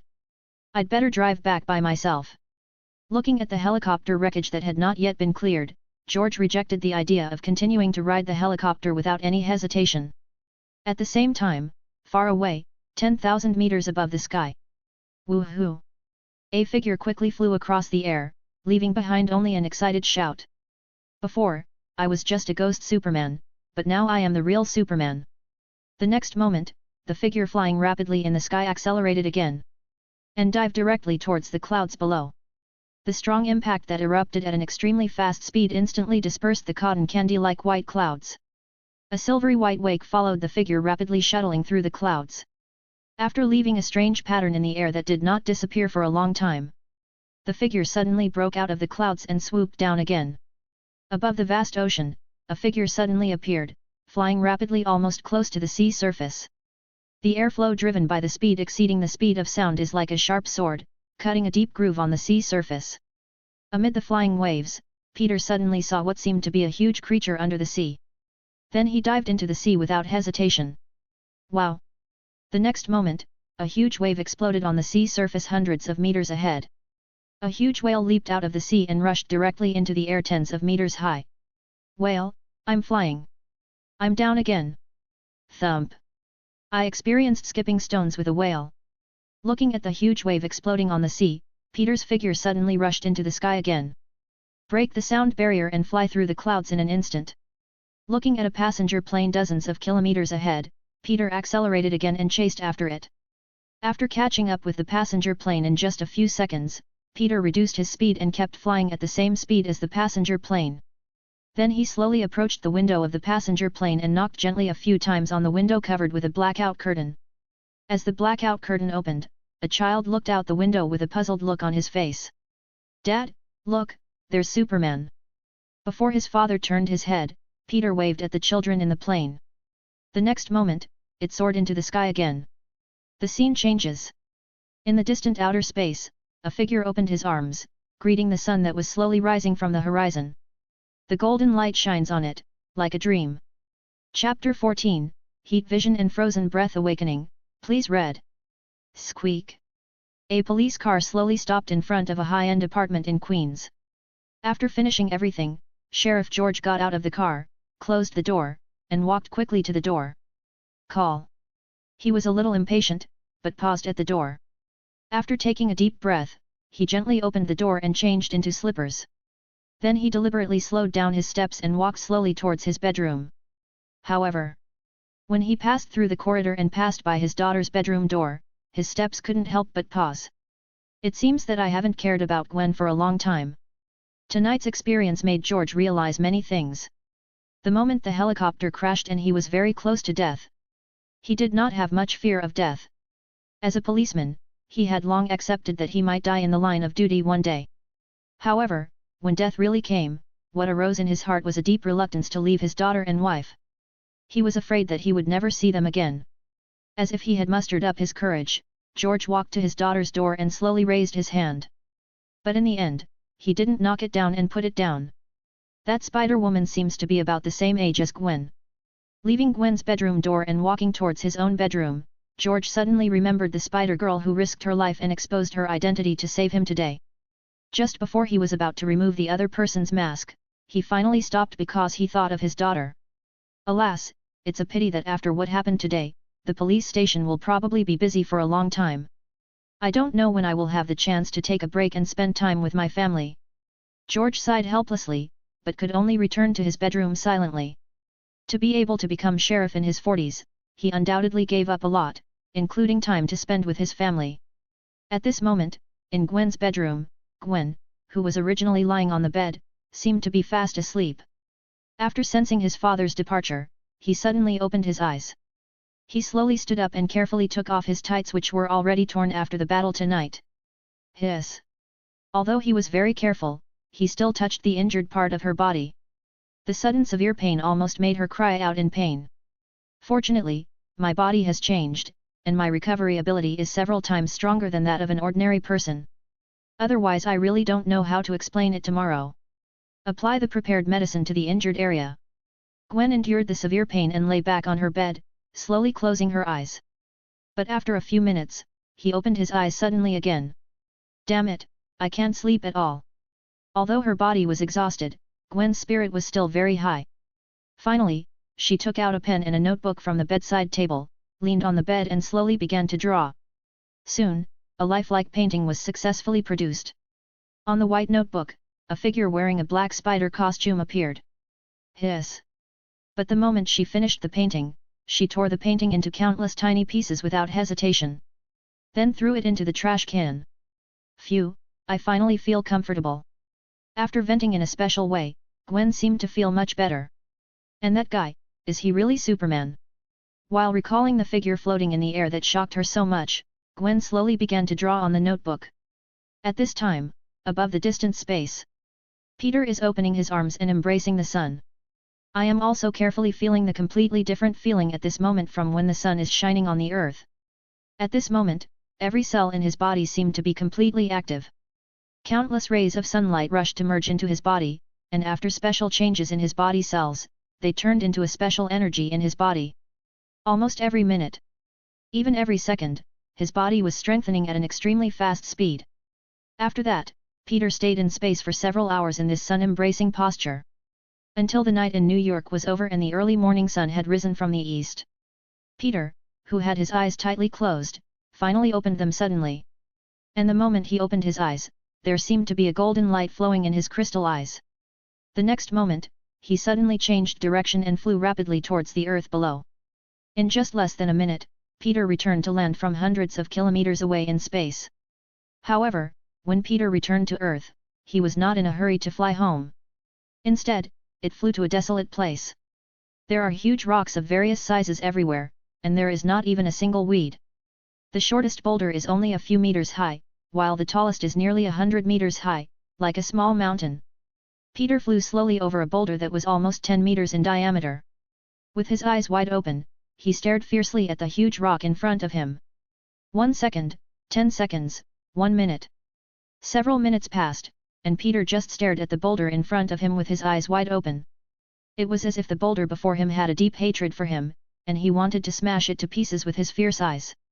Nearly 10 minutes had passed, and even he, who had a body of steel, couldn't help but feel his eyes a little dry. A burst of hot energy suddenly gathered in his eyes. In an instant, a bright red color suddenly appeared in Peter's originally dark pupils, like a fiercely burning flame.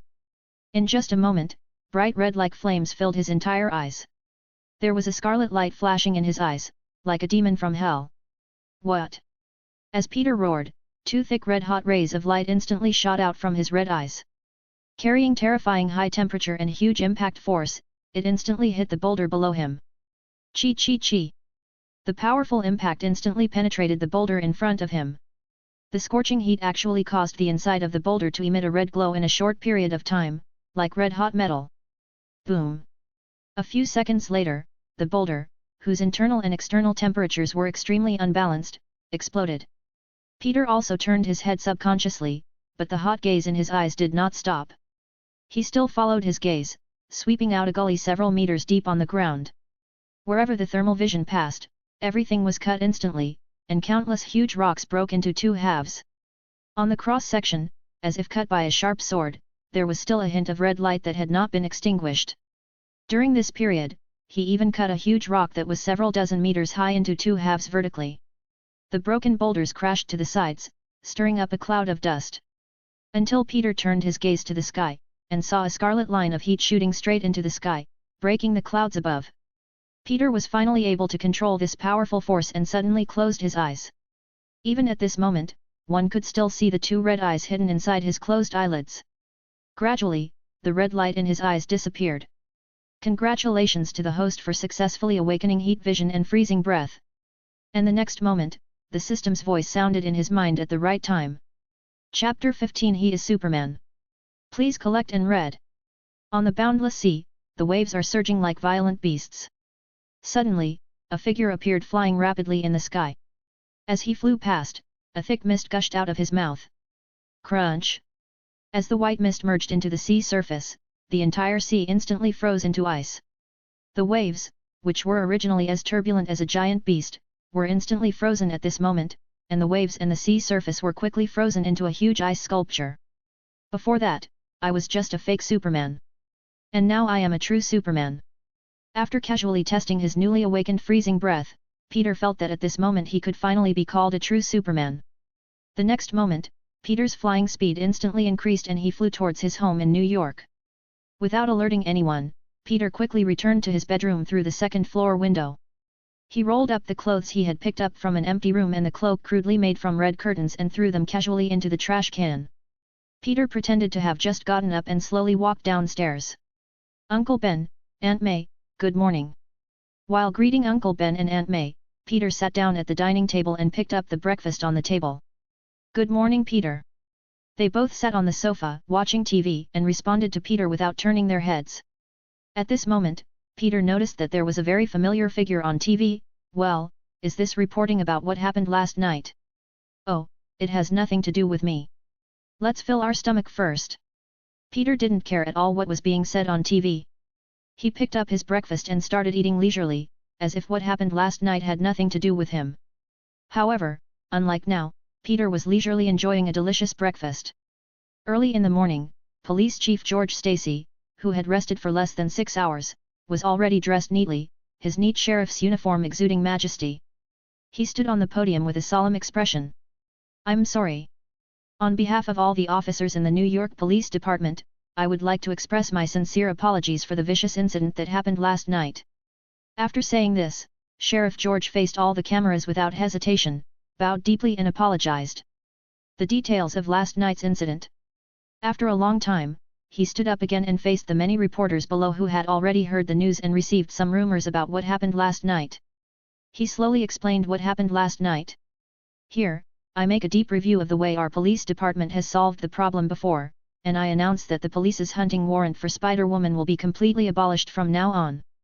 Also, I call on Spider-Woman to cooperate with our police to jointly maintain the city's law and order, crack down on criminals, catch the culprit who created the chaos last night, and create a city full of harmony and freedom. In the Bugle Daily building, in the luxuriously decorated boss office.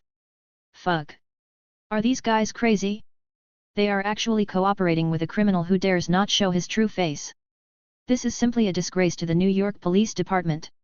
A middle-aged man with a mustache, dressed in a suit and tie, smoking a valuable Cuban Monte cigar, heard what Sheriff George said on TV. The body that was originally leaning on the comfortable boss chair suddenly stood up. And the expensive cigar in his hand was thrown directly to the ground. Dong dong dong. Just as he was getting angry about what had just happened, there was a knock on the door. Come in. After calming himself down and sitting back in the boss chair, he spoke slowly. Mr. Jameson, this is the newspaper we just typeset. Do you think there is anything else that needs to be modified? A slim female secretary in a professional suit walked into the office and handed Jonah Jameson a freshly printed newspaper. Change. Rewrite all reports about Spider-Woman. After taking a casual glance at the newspaper, Jonah Jameson said without hesitation. But if all the changes are made, it may not be able to catch up with today's release date. As a secretary, Betty Brandt could not question her boss's decision and could only symbolically offer her own suggestions. That needs to be changed too. Tell all the editors at the newspaper to write about the ugly deal between the police station and Spider-Woman as quickly as possible. We must make the citizens realize that Spider-Woman is a sinful criminal, not a hero who protects the city.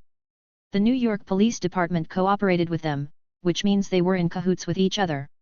Oh, and let the editors come up with an eye-catching headline. It would be best if the headline would make people want to buy the newspaper. After a brief thought, Jonah Jameson figured out the general direction of the modification. In short, it's right for him to continue to discredit Spider-Woman. Okay boss, I'll do it right away. After listening to this, the secretary prepared to leave. Wait, don't leave yet. At this moment, Jonah Jameson, who had turned his attention back to the TV, suddenly changed his expression and abruptly stopped the secretary who was about to leave. The scene of the police press conference. With Sheriff George personally revoking the arrest warrant for Spider-Woman, all the reporters present felt that this would be big news. However, after a reporter raised his hand and was allowed to ask questions, the scene fell into silence. Sheriff George, regarding what happened last night, I seem to have received some information that is different from what you said, or in other words, you are hiding something from the citizens of the entire city. As the reporter spoke, the calm expression on George's face changed instantly. Sorry, I can't answer that question. Before he could stop the reporter, he heard the reporter continue quickly. Some people claim that there were not only two people with extraordinary abilities at the scene, but also another person with the ability to fly in immense strength. And the police suspect this newly emerged person with superpowers. It seems like the famous comic book hero character, Superman. Before the reporter could finish, Sheriff George announced into the microphone with a livid face, I'm sorry, this New York Police Department press conference ends here. Please leave in an orderly manner. Damn it, who leaked the news? Although George knew that the news could not be kept secret for long, he did not expect that it would be known by reporters just the next day, and was even asked about at the press conference. Superman? How is this possible? How can he exist in reality? Some reporters at the scene expressed doubts about what the reporter just said. Who is Superman? A Hollywood star. This is clearly a guy who barely read comics as a kid. With countless reporters questioning and wondering, the scene suddenly became extremely noisy. Even some police officers who were maintaining order and were unaware of the situation began to whisper to each other. Oh my God, look, what on earth is that? As a reporter at the scene pointed to the distant sky and exclaimed, everyone's eyes involuntarily looked in the direction of his finger. Is it a bird? Or a plane? Some people couldn't help but speculate. Damn it, why did he show up at this time? George looked at the familiar figure in the sky, his expression as ugly as it could be. S.A. The next moment, a burly figure came rushing over from the distant sky. When it reached above everyone, it stopped instantly, as if it was not affected by gravity or inertia at all. Hovering in the air above everyone. Oh my God, he's Superman. Chapter 16 announced to the world as a god. Mom and Dad, come out and see God. No, see Superman. In the living room, a boy who was only a few years old was watching the TV. The picture seemed to be a little shaky because the photographer's hands were shaking with excitement at this moment. He shouted excitedly to his parents. This kid, has he become stupid from reading too many comics? I've told you so many times that there is no Superman or Ultraman in the world. Hearing the boy's exclamation, his father walked into the living room with a plate of freshly washed apples and lectured his silly son. Also, who did you learn this habit of lying from? This is the second time you've done it. This is a serious problem. The boy's father sat down on the sofa, teaching his son not to lie while taking a bite of the apple he had just washed. Hey? Which company is making this new Superman movie? The special effects are pretty good, but the picture is too blurry. I can't even see the actors' faces. And the picture is so shaky, the photographer who shot the movie might be a Parkinson's patient.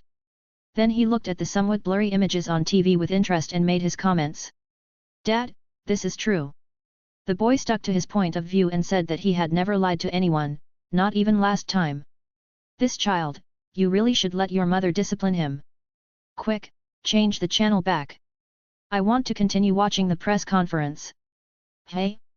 Holy shit, this is actually the press conference. The father suddenly noticed that the TV channel had not been changed and was instantly shocked by the scene on TV. Because that was the live scene of the press conference.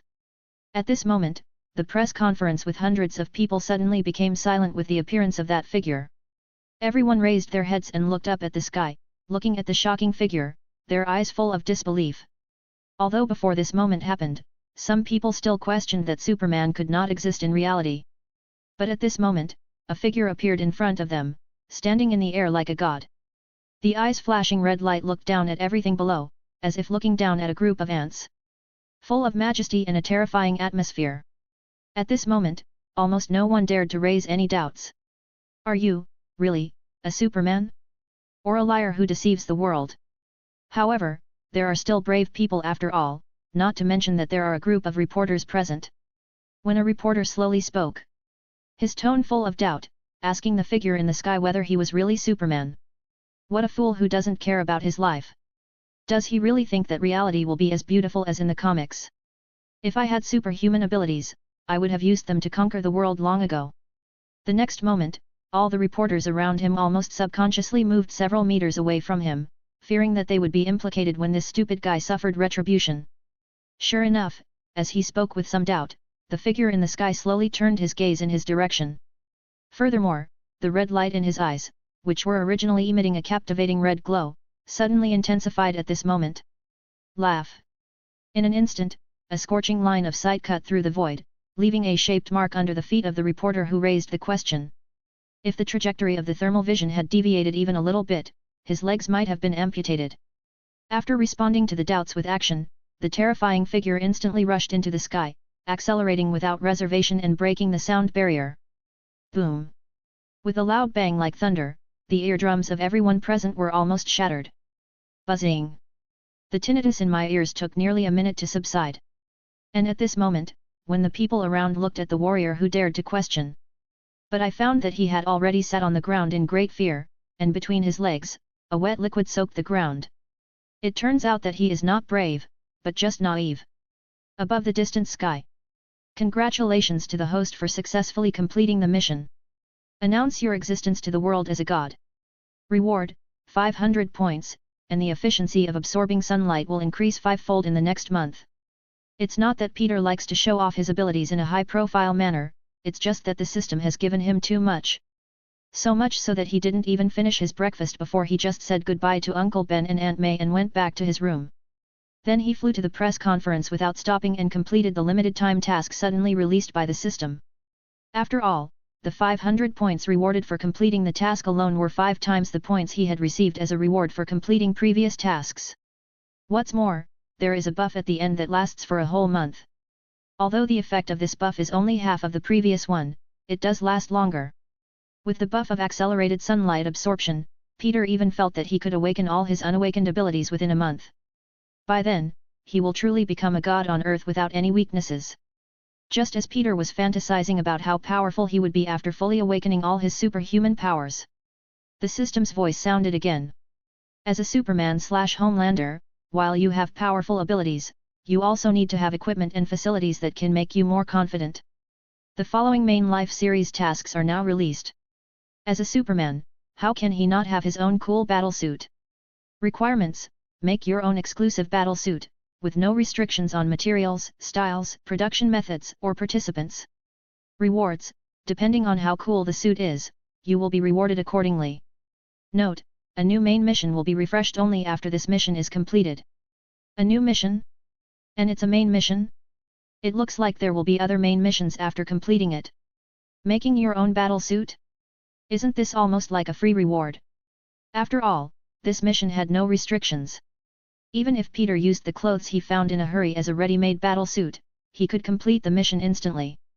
However, I guess the reward for completing the task in this way will definitely not be very generous.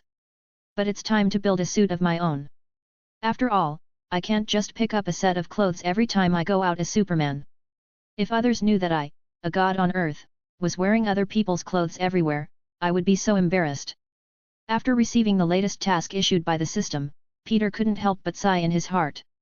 The task issued by the system was very timely, and he had long had the idea of making his own battlesuit. It's just that I gained the ability to fly yesterday, and now I haven't had time to put it into practice.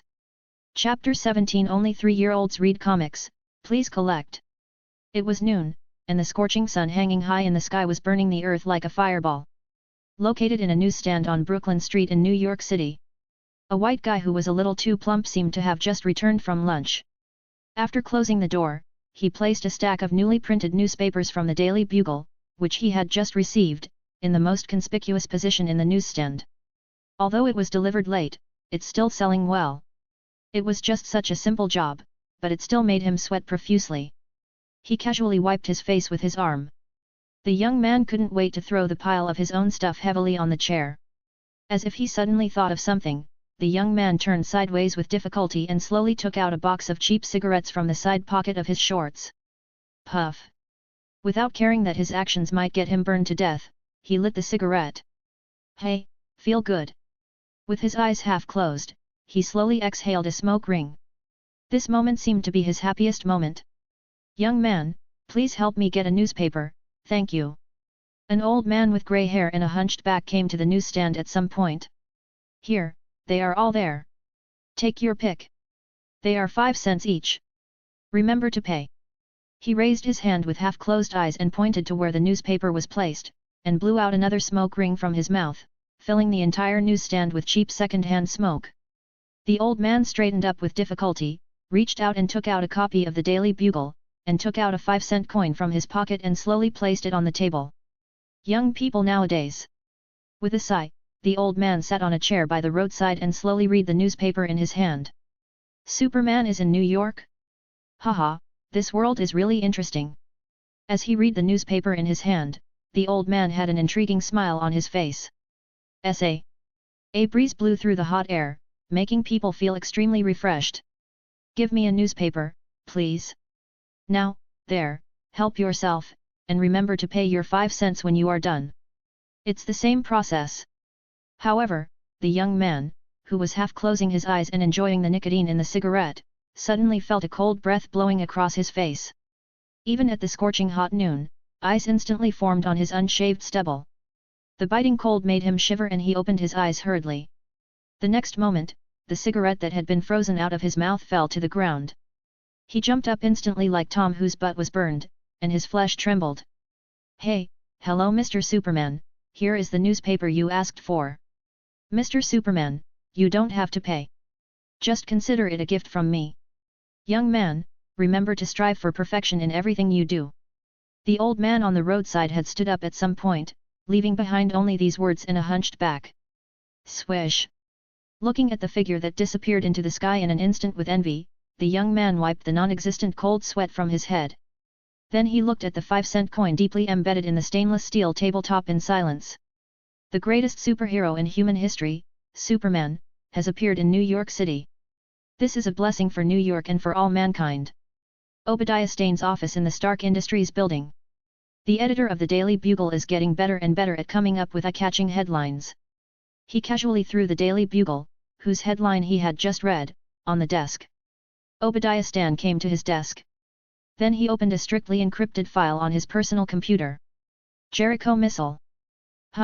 Tony Stark, you are truly a genius who can rival your father. It's a pity that you are just as pedantic as your father and don't know how to adapt. He casually sent this document representing Stark Industries' top secrets, only a weapon introduction, and a letter that had been prepared long ago to an unknown IP address. Obadiah Starr turned off his computer and walked to the window, looking down from above, taking in almost the entire New York City. Superman? Tony Stark? Strength? Genius mind? Hehe, in the end, this world is still ruled by capital. Whoever has enough money can truly dominate the world. As if he had thought of something, Obadiah turned to his desk and picked up the phone.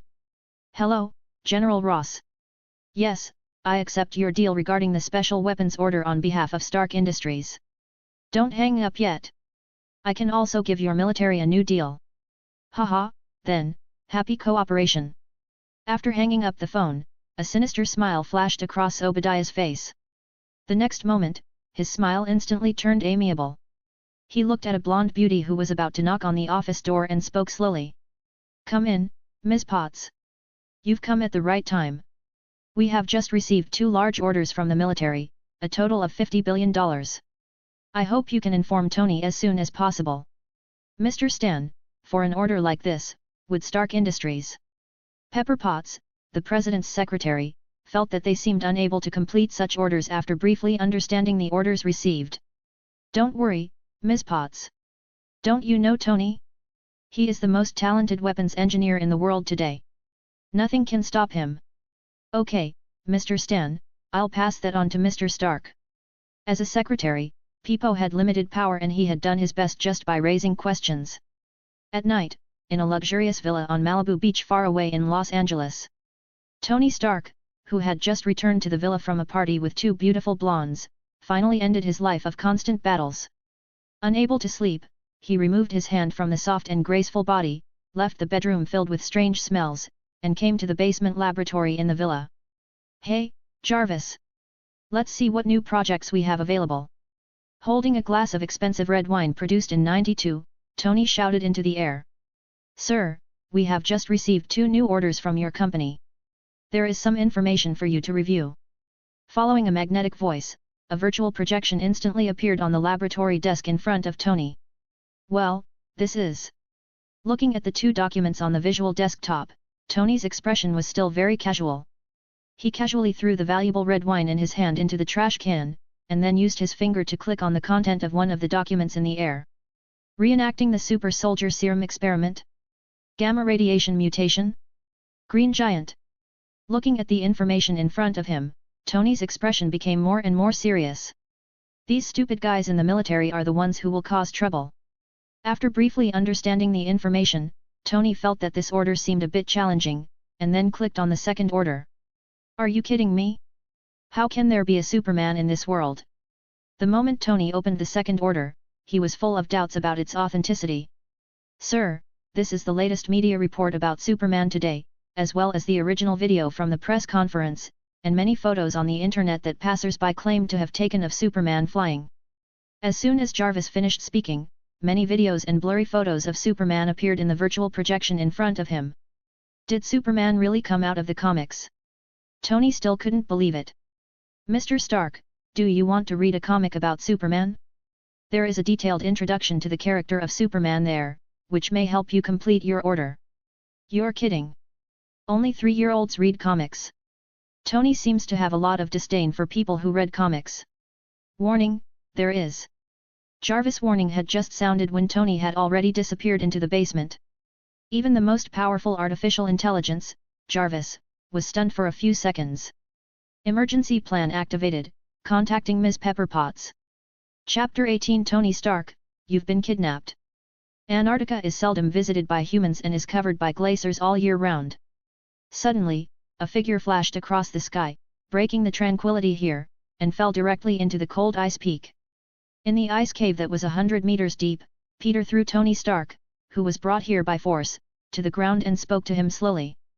Mr. Tony Stark, I regret to inform you that you have been kidnapped. Vomit. However, Tony Stark couldn't respond to Peter at this moment, he just felt a stirring in his stomach. Although Tony once yearned for the sky, he also hoped that one day he would be able to fly freely under the blue sky with his own abilities. But at this moment, he was just an ordinary person who was dizzy. Wow! Looking at Tony lying on the ground, vomiting all over the place, Peter did not interrupt him forcibly. After all, anyone who is accelerated from a stationary state to more than 10 times the speed of sound would probably not be much better than he is now. After several minutes, Tony finally vomited out everything in his stomach. Sorry for the wait, Mr. Superman, what were you going to say just now? Sitting weakly on the ground, Tony looked up at the strange Superman in front of him, wondering why he brought him here. Laugh. However, what responded to him was a gaze that gradually turned scarlet. Fuck, are you going to kill me? Tony rolled on the ground in a panic to avoid the bright red-hot vision, then stood up and started cursing. Tony vomited out and the vomit with a strong fishy smell was burned to ashes. The red light in Peter's eyes had not yet faded. He stared at Tony, who had a bad look on his face, and continued in a low voice, I am honored to inform you that you have been kidnapped. If you still can't figure out your position, then the next laser will not be sure where to shoot. Okay, I surrender. Now you are the boss. Seeing Peter's red eyes constantly scanning his body and finally stopping on a certain private part, Tony quickly raised his hand to surrender. So, our great Mr. Superman, why did you kidnap me here? It's not for money, right? Tony asked cautiously, desperately hoping that Peter would answer yes. After all, money and other things, although important to him, are not that important. Money? Does that mean anything to me? Unfortunately, Peter certainly couldn't have kidnapped him for money. What is it for? Beauty? Fame? Power? If it's power, I can use money to help you run for president. Suddenly, a cold wind blew, and Tony realized that he had gone out in a hurry and was still wearing pajamas. Seeing that the man in front of him still had no expression on his face, Tony crossed his arms over his chest and continued tremblingly, except for myself, I can give you anything you want. Ahem, you're not really doing this for me. As if he thought of something, Tony suddenly felt that his body was not so cold anymore, but a certain part of his body suddenly felt a little tight. I want the knowledge in your head. Hearing this, Tony finally breathed a sigh of relief. Help me make a battle suit, and build my own fortress of solitude here. This is a night full of joy. Obadiah Stane, who completed the plan, fell asleep early with the fantasy that he would completely control the entire Stark Industries in the near future. Jingle bell. However, the sudden ringing of the phone interrupted his sweet dream. He slowly stood up, picked up the expensive red wine on the bedside table and took a sip, cleared his throat which was a little uncomfortable, and finally answered the phone. What did you say? Tony was kidnapped. Trying hard to suppress his inner excitement and not burst out laughing at this moment, Obadiah exclaimed in great surprise to the person on the other end of the phone. Okay, I'll be there right away. I'm not still dreaming. After hanging up the phone, he could no longer control the smile on his face. At this moment, he was completely immersed in the happiness of his dream coming true. Wait, I just sent my plan out this afternoon, and they finished it tonight. Soon, Obadiah sensed that something was wrong. After all, he had just sent the cooperation plan to his private buyer in the afternoon, so how could it be completed tonight? If they had the ability, they would have stormed the presidential palace long ago. Moreover, this is totally inconsistent with their plan. No, I have to go and see for myself. The next moment, Obadiah, without a smile on his face anymore, got up in a hurry and rushed to Tony's luxurious villa. Meanwhile, in a villa in Malibu, countless figures in military uniforms and armed with live ammunition surrounded the entire villa. There were even several fighter jets in the air conducting a carpet search around the area. Inside the villa, there were also countless intelligence officers wearing black suits and white gloves who were constantly searching for possible clues. However, they did not find any clues about outsiders inside the villa. Of course, this does not include the 2 magazine cover models who have been taken away for interrogation. Peepo, what happened? Why did Tony suddenly disappear? A black man in an Air Force pilot uniform suddenly broke into the villa and asked Pepper directly. Colonel Rhodes, I don't know either.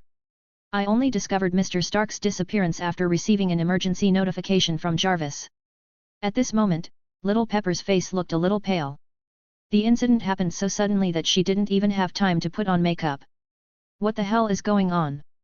Why did Tony suddenly disappear? Before the two could continue their conversation, a figure appeared in front of the villa door again, and began shouting loudly before entering the house, seeming very anxious and worried. Mr. Stan, you are here. Pepper Potts, what's going on? As the president's assistant, why didn't you think highly of Tony? As soon as Obadiah came in, he questioned Pepper sharply. I'm sorry Mr. Stan, you know Mr. Stark doesn't like me disturbing him at night. Peepo was also helpless, as Tony's playboy character was well known. Okay, now is not the time to pursue responsibility. Finding Tony is the most important thing. Colonel James Rhodes spoke up to ease the conflict between the two men. Jarvis, do you have any clues? Then, Rhodes called Jarvis directly, hoping to get some special clues. I'm sorry, Colonel Rhodes. None of the surveillance equipment I have access to captured any images of anyone breaking into the villa. The satellite radar above the villa also did not detect any signs of anyone breaking in. Mr. Stark just disappeared out of thin air. Jarvis's magnetic voice slowly sounded, but it was hard for everyone to accept. There are no video images, and even the radar didn't detect any signs of anyone breaking in. So was Tony kidnapped by a demon? Obadiah's face suddenly turned grim, as if he had gone crazy because of Tony's disappearance. Wait, could it be? Suddenly, as if she had thought of something, Little Pepper spoke uncertainly. Chapter 19. Who said you were alone? Please save and read.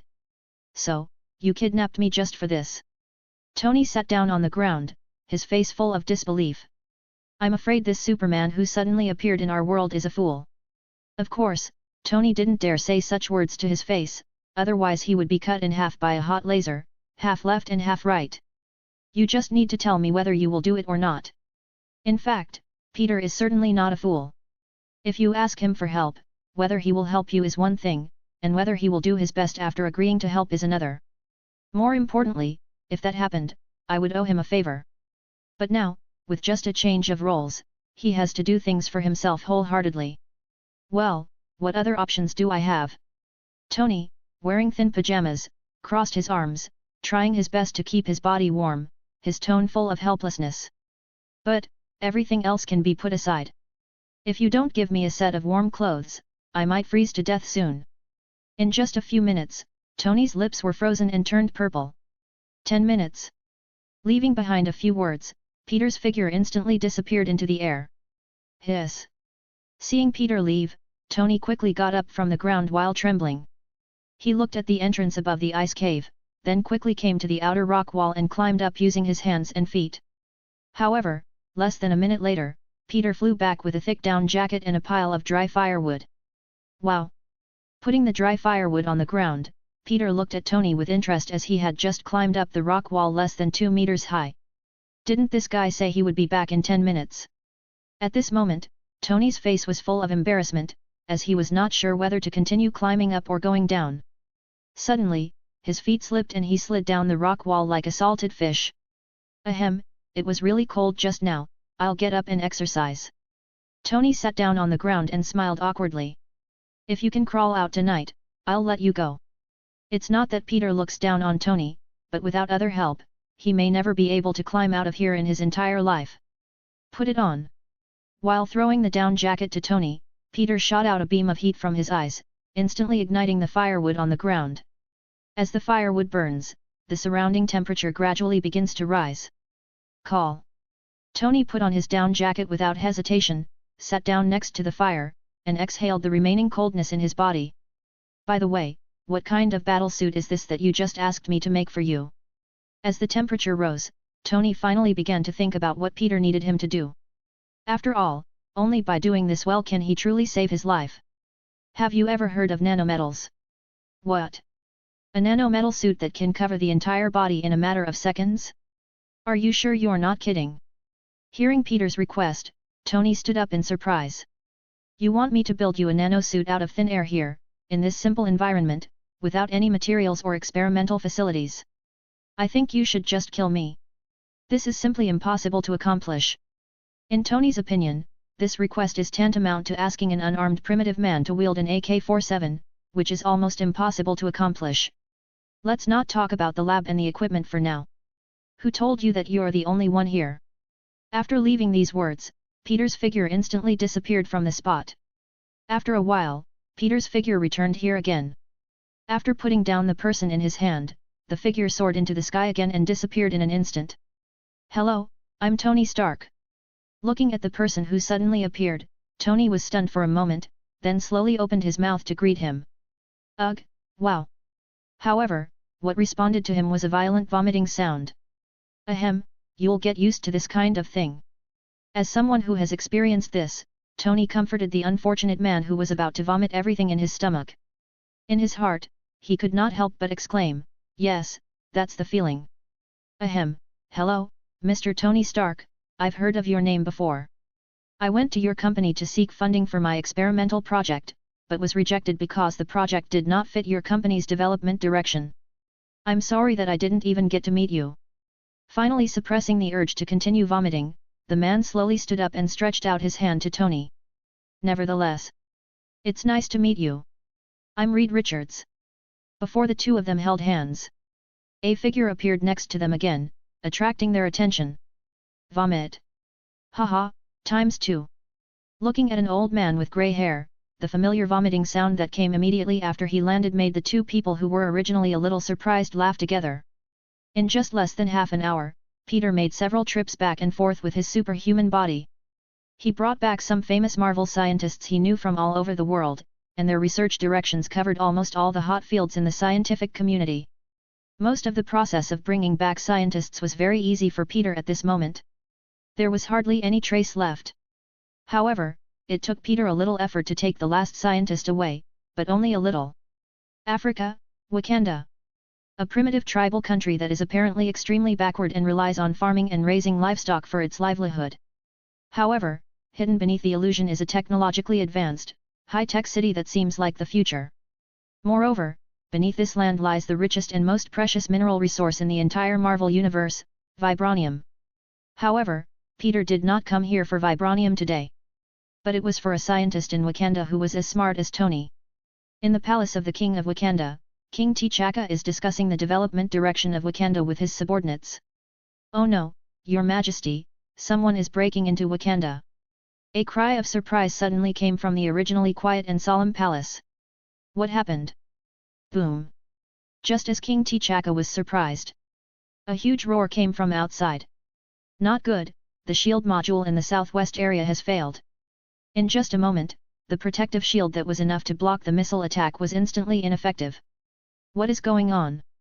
King T'Chaka's expression was filled with shock. Report to the king, it seems to be Superman. No, he is heading towards the princess's palace. Damn it, send someone to protect the princess. At this moment, T'Chaka had no time to think about why Superman broke into their Wakanda. His concern for his daughter made him very anxious. I'm sorry, Your Majesty, the princess has been kidnapped. Chapter 20 You are all kidnapped. Why? Why would that Superman kidnap my daughter? Upon hearing that his daughter was kidnapped, T'Chaka felt extremely anxious and he wished he could mobilize all the armed forces of Wakanda right away. Go find Superman and take his daughter back from him. However, as the king of Wakanda, he knew that there were some things that could not be decided so impulsively. If Wakanda's armed forces were assembled at this moment, it would undoubtedly be choosing to go to war with the mysterious Superman. The consequences were not something he could accept, nor was it something Wakanda could bear. After all, they boasted of their advanced technology and powerful strength, and their protective shield that no country could break through did not last even a few seconds in the hands of others. Father, what is going on? Why are we being attacked? Just as T'Chaka had just accepted the fact that his daughter had been kidnapped and was pondering how to solve the problem, his son T'Challa also received news of the invasion of Wakanda and hurried to the palace. Don't worry, Prince T'Challa. His Majesty the King is thinking of a way to rescue Princess Shuri. What? My sister was kidnapped. T'Challa originally only knew that Wakanda had been invaded, but only now did he learn that his sister had been kidnapped. Father, who kidnapped my sister? Although Shuri is only T'Challa's half-sister, they have a very close relationship. Upon learning that his sister was kidnapped, T'Challa became extremely excited. I will gather my guards now and go and rescue my sister myself. The next moment he turned around and prepared to leave. Sit down, bastard. Just as T'Challa was about to walk out of the palace, the old King T'Chaka, who had been silent all the time, finally spoke. But, Father. At this time, T'Challa was not yet the qualified king of Wakanda that he would become a few years later. His young mind was more reckless and impulsive. Okay, this matter needs to be considered carefully. The old king stepped down from his throne, slowly walked over to T'Challa and patted him on the shoulder. Then he took the lead and walked out of the palace. We have never provoked that Superman, but now he suddenly breaks into our Wakanda and takes away your sister. There must be a reason we don't know. Walking outside the palace, the old king looked at the big hole in the sky and the protective shield that was slowly repairing itself, and his expression became more solemn. And, I believe he will come back and make his demands on us. The wise old king had already guessed in his heart the reason why the Superman kidnapped his daughter. Father, what are you saying? T'Challa, who was following behind the old king, also understood everything immediately. It looks full of technology, as if you have arrived in a future city.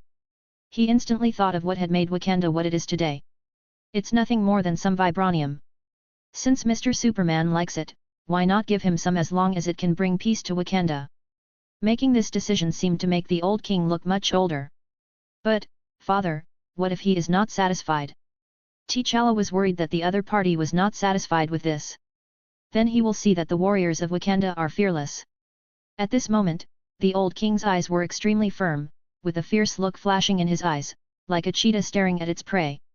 But in a moment, the fierce aura of the old king disappeared without a trace. But Wakanda never fights an unprepared battle.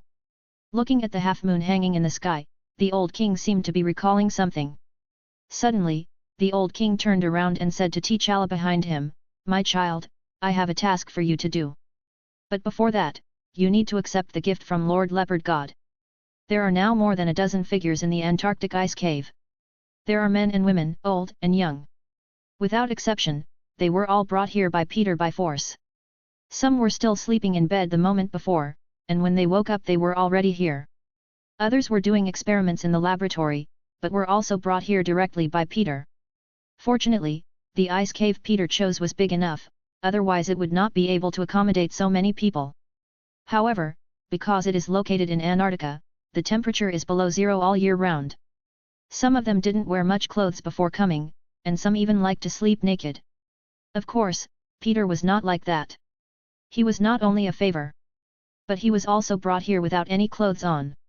At this moment, they were warming themselves around the only fire in the ice cave and getting to know each other. So, what is the purpose of this guy who calls himself Superman bringing us here? A girl with a pretty Asian face and wearing thin clothes was stretching out her hands to absorb the heat from the fire while slowly asking. "Ahem, beautiful lady, let me answer this question for you." When faced with a beautiful woman, Tony's playboy character seems to be unable to be concealed again. After clearing his throat and attracting everyone's attention, Tony finally stood up, looked down at everyone, and slowly said, "That guy brought us here to help him create." Just when Tony seemed to be about to give a speech in front of everyone, suddenly, a sound of breaking air came, interrupting what he was about to say. Everyone couldn't help but turn around and look, only to see two more figures in the ice cave. This guy, why did he not even let go of a child, a little girl who is only in her teens? Looking at the Wakanda Princess Shuri who was vomiting madly, Tony didn't understand why Superman kidnapped her. After all, in Tony's opinion, she was just a teenage girl, and there was no comparison between her and these scientists who were already adults or even old men. At this moment, Peter's figure did not fall to the ground, but floated in the air, slowly scanning the person in front of him with a serious and cold gaze. The smartest person on Earth in this universe, Mr. Fantastic Reed Richards, the leader of the Fantastic Four. The creator of the regenerative cradle, Korean-American scientist Dr. Helen Cho. Dr. Eric Selvig, who is proficient in astronomy and energy. And the last one is Princess Shuri from Wakanda, who has absolute say over vibranium technology. Peter's eyes swept over everyone as he slowly spoke their names. As for the other dozen or so people, although they are not famous, they are all well-known scientific researchers in the world. After all, to complete one's own nano-battlesuit and the Fortress of Solitude, one needs more than just a few geniuses with top IQs. Corresponding assistants are also indispensable. There is no doubt that you are all the most outstanding and talented scientists from various fields. But now, suddenly, Peter paused, and his eyes flashed red. Noisy. Two thermal rays instantly circled around everyone. The scorching heat instantly left a red-hot circular mark on the ground, trapping everyone in it. Oh my god! Do not want! Several people were nearly hit by the scorching heat, but luckily they stepped back in time and avoided being separated from their bodies. These are cowardly fellows. Tony, who saw everything, was not panicked at all and had completely forgotten how he looked when he was first kidnapped. Peter stopped releasing the heat vision, looked at the people in front of him with eyes that still emitted a dangerous red glow, and continued slowly. I'm sorry to hear that you've all been kidnapped.